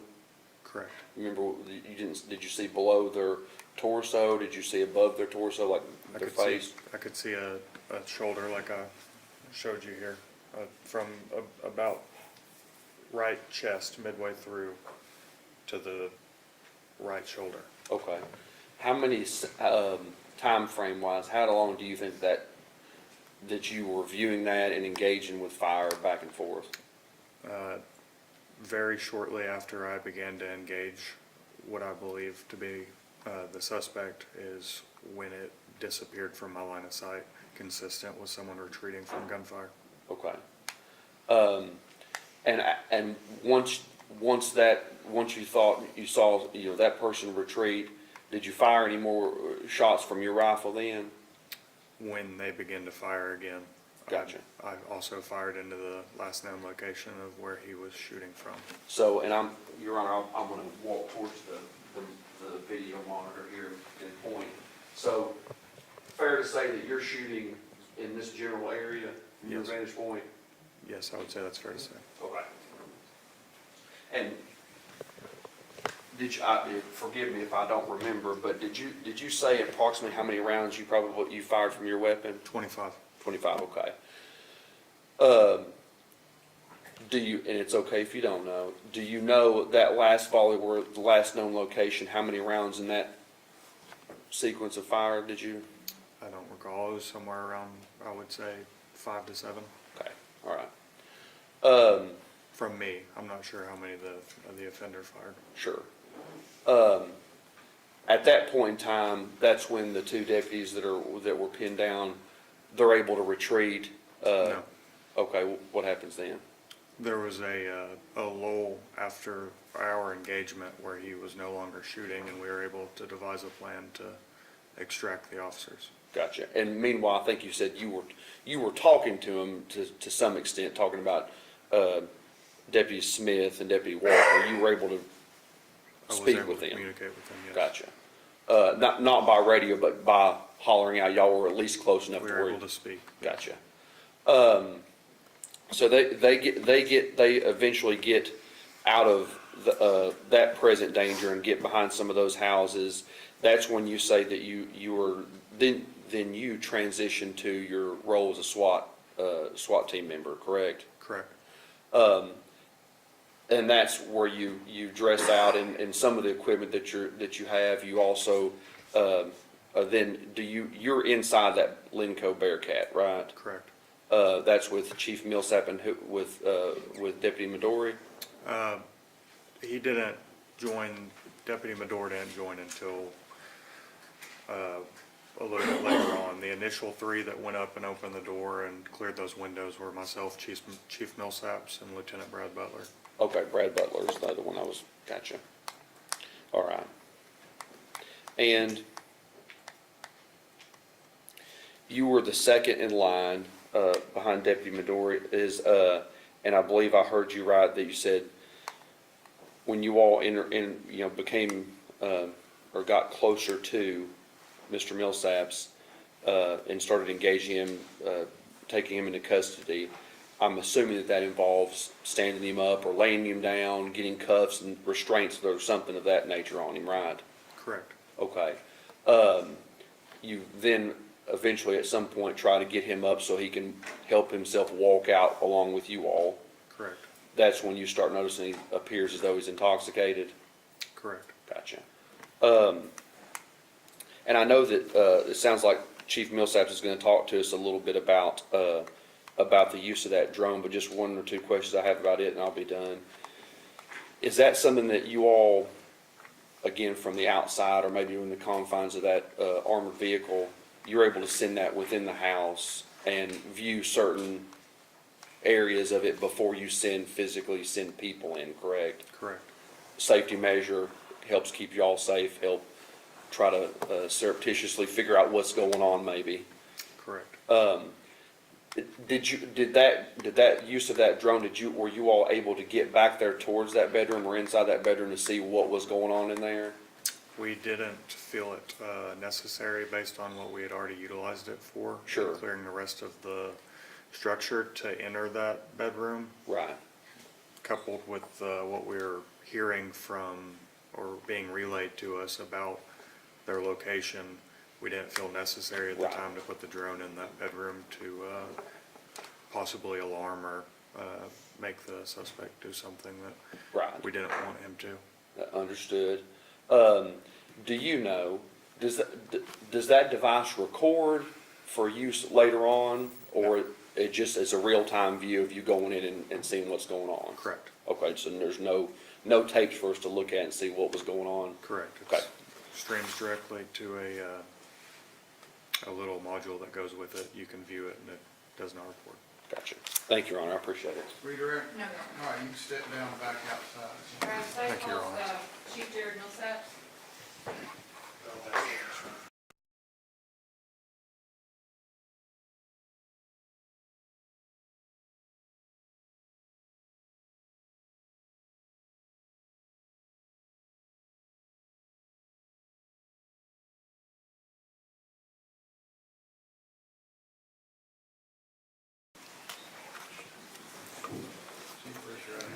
solemnly swear affirm the testimony you give today will be true. I do, sir.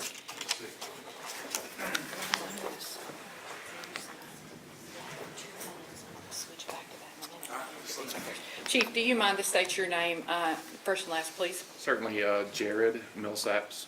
And what is your job responsibilities with the Blount County Sheriff's Office? I'm a deputy chief over the administration. Okay. I'm going to skip over a lot of just preamble because we've talked about why everybody's out at the 1105 Jacob Springs Road address. When did you respond to the scene? Probably arrived around 3:50 p.m. Okay. Now, when you got there, what was the situation like upon your arrival? Upon my arrival, I immediately exited the vehicle, grabbed my vest and my rifle, and could hear an exchange of gunfire happening as I arrived. Was it a significant volley of gunfire that you were hearing? Yes. Could you tell whether it was your people or the other party that was involved that was firing, or did you know at that point? I did not know at the time. So, more gunfire than you typically hear, even if you have gunfire discharged? Absolutely. Now, I know we've actually talked about you before you came in here, as terms of SWAT. You tell us about the Sheriff's Office SWAT and when that would become involved in a situation, when your team would become involved. Okay, high-risk situations, high-risk search warrants, hostage situations, manhunts. Okay. And this particular situation, you felt like y'all needed to have SWAT involved? Yes. Tell us, what's the staging area when you initially get there? There should be a laser pointer right there beside you. And we're going to talk about where you went initially on that map over there, and then I'm going to show some other stuff. So you can use the laser pointer to show us if you want to. Okay, certainly. Upon my arrival, I was right here close to the intersection of Jacob Springs and Old Knoxville Highway. And upon my arrival, once we were in the office when the call came out. So basically, we sent officers to our warehouse to pick up our Bearcat, which is an armored personnel carrier, and then myself went ahead and went to the scene as we awaited on the arrival of that equipment. How long does it take for them to get there with the Bearcat? They were probably 7 or 8 minutes after I arrived. So where would you initially, where would they initially bring the Bearcat then? Basically, it was very close to that intersection as well. We had to do some prep work before we pulled up to the address. So by the time the Bearcat arrives, are Officer Smith and Walker still pinned down, or have they made it safely, or do you remember? The time the Bearcat arrived, they were already in this area here. So at that point, I guess your primary goal then is to get Ms. Millsaps, Ms. Joy Millsaps out of this house and detain the person who's been shooting?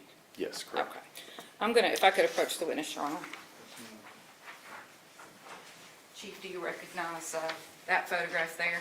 I do. Okay. What is that a photograph of? That's a photograph of, that's actually the photograph after the scene was secure, but that's related to as we made entry and where the Bearcat was placed in front of the residence. All right, we'd offer this as Exhibit 11. We're going to show it up here, Chief. At what point in time did you all make the decision to move it to where it is located in this photograph? Yeah, certainly. So once the Bearcat arrived at the staging area here below Jacob Springs, we had to install the device that you see on the front of the Bearcat. And that pointer won't work, but I can walk over here and sort of point. Are you talking about this thing protruding out the front here? Yes. Okay. That is a RAM. It's also a camera that's attached to that RAM as well. Okay, so what's that? What are you going to use that for? So basically, we would use that to gain entry into doorways and windows. Okay. And what's the reasons why you would be using that tactic? We use it in this case because the last known shooting location of Mr. Millsaps, and that we wanted to be able to see inside that residence and see more of what's going on in there. All right. So do you also have a drone? We do. Did you utilize your drone that day? An interior drone, yes, we did. Was that before the Bearcat got to the position it's in, or was it after the Bearcat was located there? It would be after. All right. So what is the drone's purpose? The drone's purpose is it's an interior drone, so basically it's able to locate the suspects or hazards or other items inside of a residence that without sending an operator in. So when you send the drone in on this particular day, are you clearing the entirety of the house or only a portion of it? As much as we can. with doors being open. But we had an idea of where Mr. and Miss Millsaps were located at in the residence, so we kind of cleared everything leading up to that back bedroom. Okay. So then the Bearcat is clearing and then you all make entry. Is that accurate? I'm not Yeah, meaning to skip over tactical things. Yeah, no worries. We spent a lot of time at the front initially making announcements and trying to get whoever at the time inside to come to us. Did they do that? They did not, Did they respond at all? not at all. Were you able, was it based on what dispatch was telling you, how many people you believed were in the residence? Yes, And correct. so, and as far as the drone was concerned, you didn't see anybody in addition to the two you believed might be in the back bedroom? That is correct. Okay. About how long did you spend trying to get people inside to respond? We probably spent 45 minutes or so on the scene until we made an entry into the residence. Okay. So the entry itself, and I think we're going to try to use the video just to kind of talk about the interactive map here, try to talk about how you all went in, if that's okay with you. Certainly. Okay. You went in the front door, We did. so that, is that because you all had already cleared this window and this door? Right, our initial clear was to get that front door open for a pathway to get inside if we needed to get in quickly. And then the window, we wanted to clear it out to be able to, for folks on scene and our overwatch teams and for ourselves to, see in the residence, since that was a shooting location at some point. Okay. So who's initially entering the residence with you, Chief, and in what order are y'all going in? On our initial entry, we exit the Bearcat, and it would have been Deputy Medore, Deputy Piegler, myself, Deputy Cavney, and 4 others. Okay. As we enter the residence here, and we've talked about it quite a bit, there are a number of rounds that are on the floor here and throughout the house. Are any of those rounds that were fired by your officers or SWAT? No, ma'am. And also, as we moved through, we were able to see that there's a number of magazines in the floor and in various places in and around the house. Were any of those magazines belonging to BCSO or SWAT? No, ma'am. So when you all entered, and we heard from Deputy Piegler a little bit, you didn't even go into these other rooms. Is that accurate? You headed directly to where you believed they were? We sent a few guys to hold that left side just because there was closets and such, but the bulk of us went directly to that back bedroom. So the officers who moved into these rooms, and this will be the room that we could see the windows out the front, they're just here just to make sure there's not some surprise you didn't know about, right? Correct. Yes, ma'am. And we can see there appears to be an AR here on the floor. That doesn't belong to BCSO or SWAT, does it? No, ma'am. Nor does this gun that's located here on the bed, and I'm sorry, I didn't mean to move it. That's not y'all's handgun there on the bed, is it? No, ma'am. And then I believe also over here on the floor, we will see that there is a magazine, I believe. Here, that's not y'all's, is it? No, ma'am. And also this shotgun over here near this safe, that's not y'all's, is it? No, ma'am. So once you all had entered the room where the defendant and Miss Joy Millsaps were located, can you tell us what you saw when you went in there? Certainly, when we first entered the room, Mr. Millsaps was kind of kneeling at the base of the bed. We could, This area here? yes, we could see both of his hands. He had actually one hand on the bed, the other one was visible, and it appeared that he was trying to get on the floor.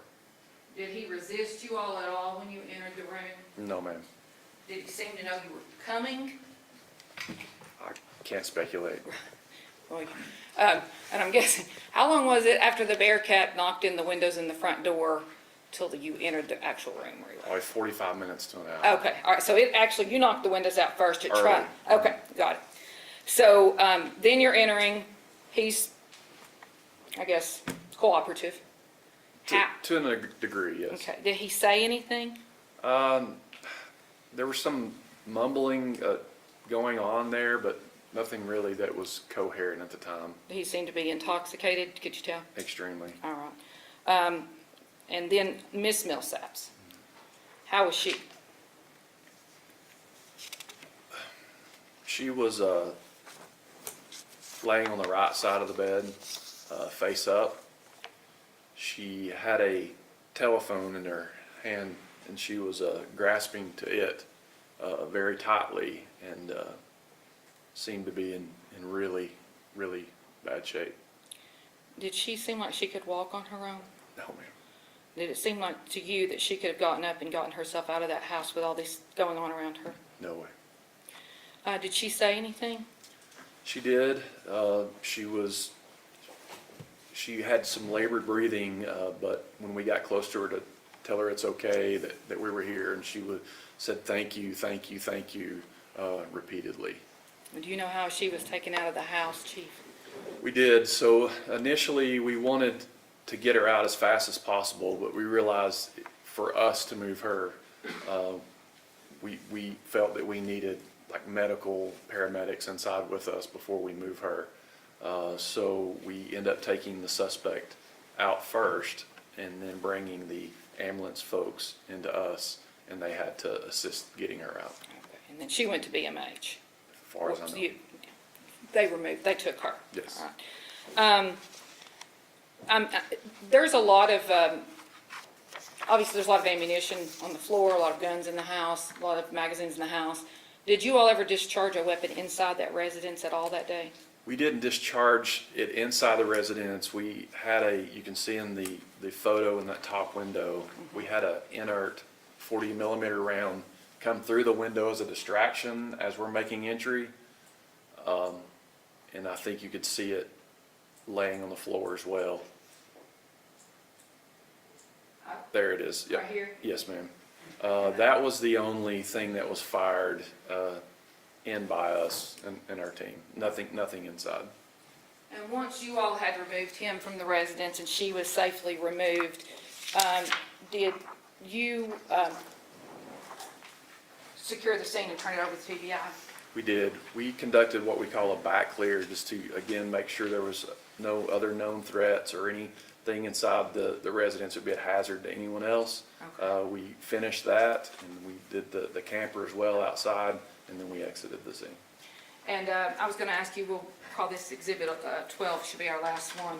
Do you recognize, we talked briefly that there was a handgun in the room where they were. I do. We picked up on it pretty quick. As we went into the room to the right, it was laying on top of a dresser as seen in this picture. All right, we'd offer that as Exhibit 12. All right. You all didn't collect any evidence, you'll let TBI do that? We did right? not. Okay. Chief, thank you very much, that's all I have for that. Bill Rock. Thank you, Your Honor.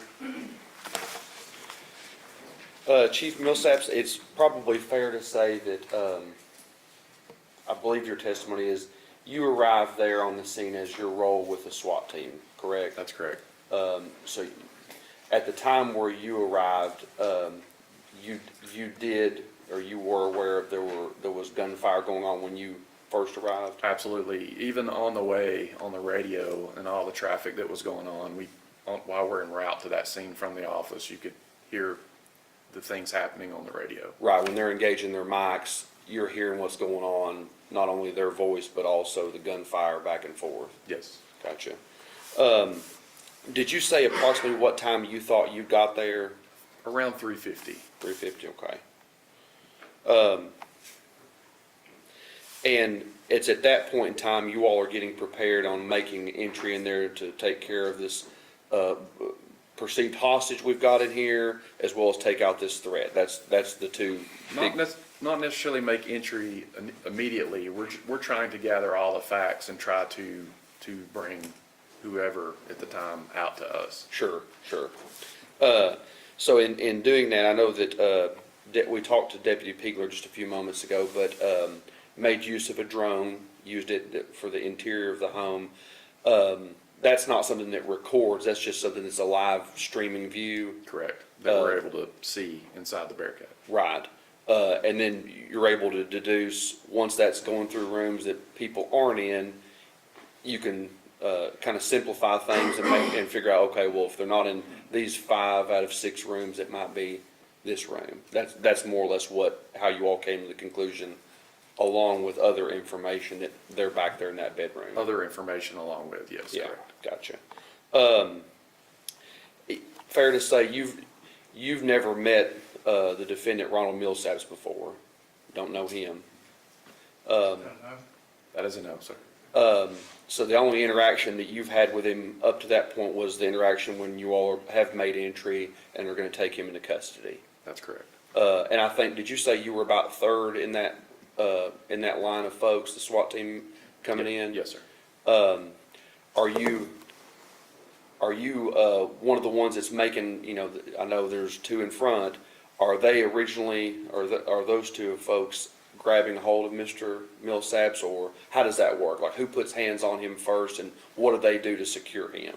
There's a lot of factors that go into that inside of a room. It's basically where you end up, and of course where the proximity of him, and the handgun. So basically fell to where the first 2 initially made contact, and then I actually was one that was putting cuffs on him. Gotcha.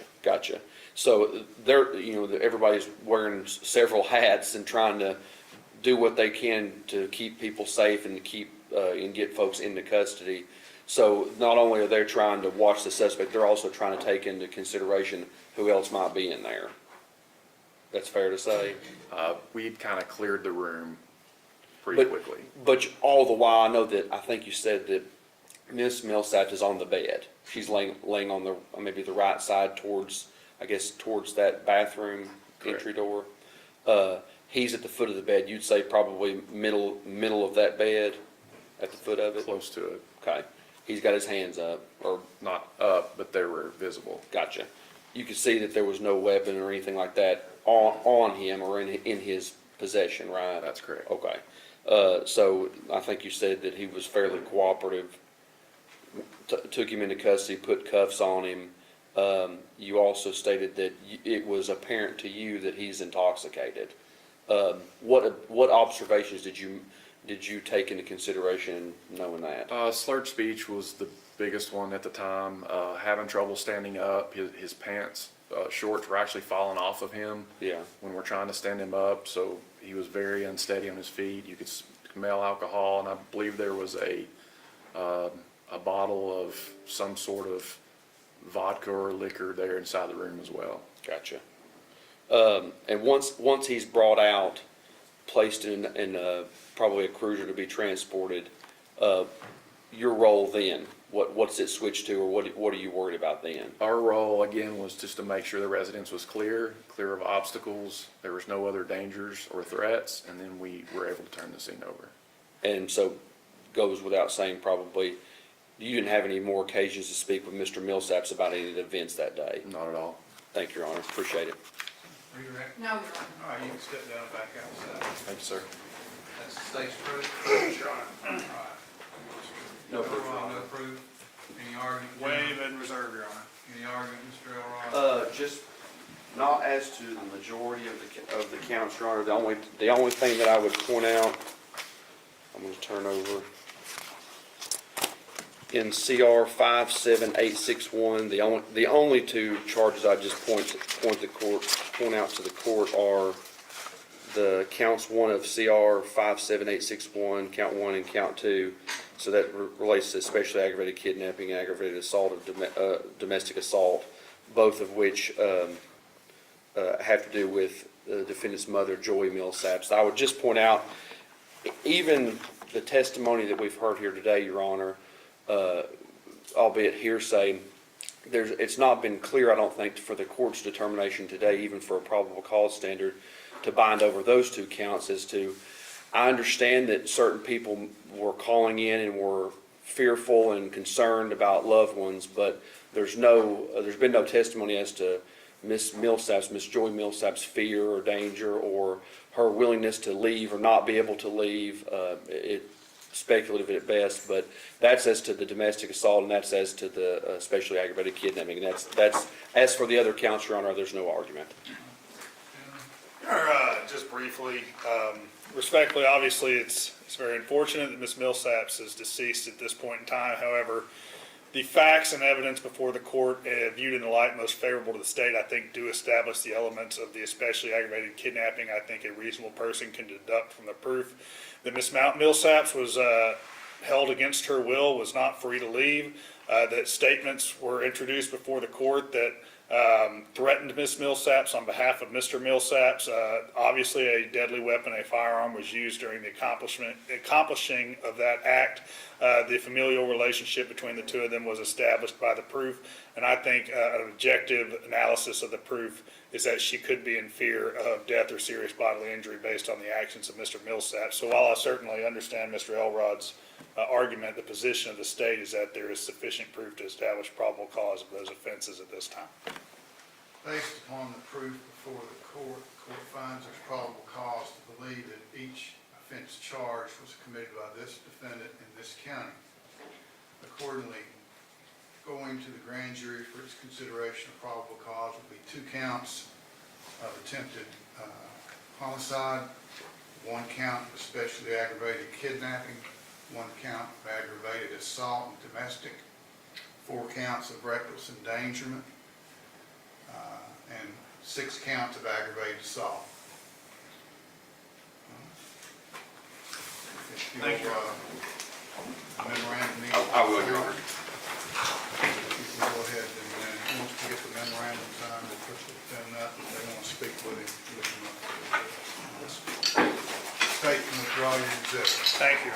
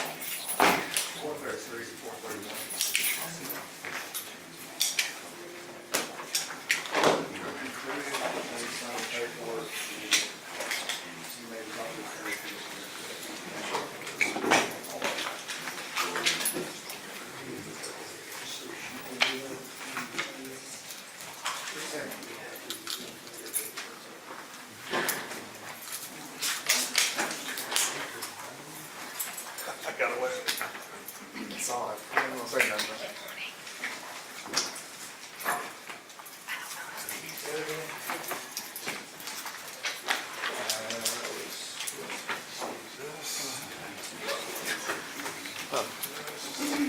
You'll take him in the back, if they want to talk to him, give him an opportunity. When he goes down, make sure it's like a house, but we don't need him for tomorrow.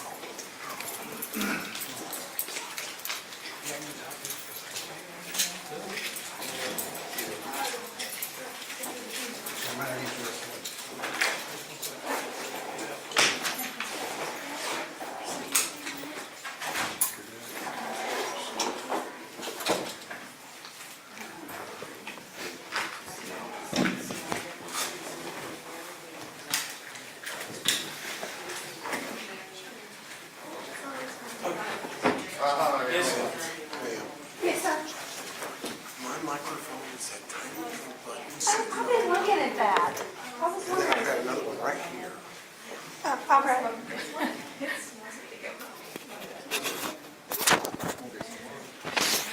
So they're magnetic and Bluetooth, I guess? That's awesome. I'm not sure if it's Bluetooth or. Well, I don't know how Yeah.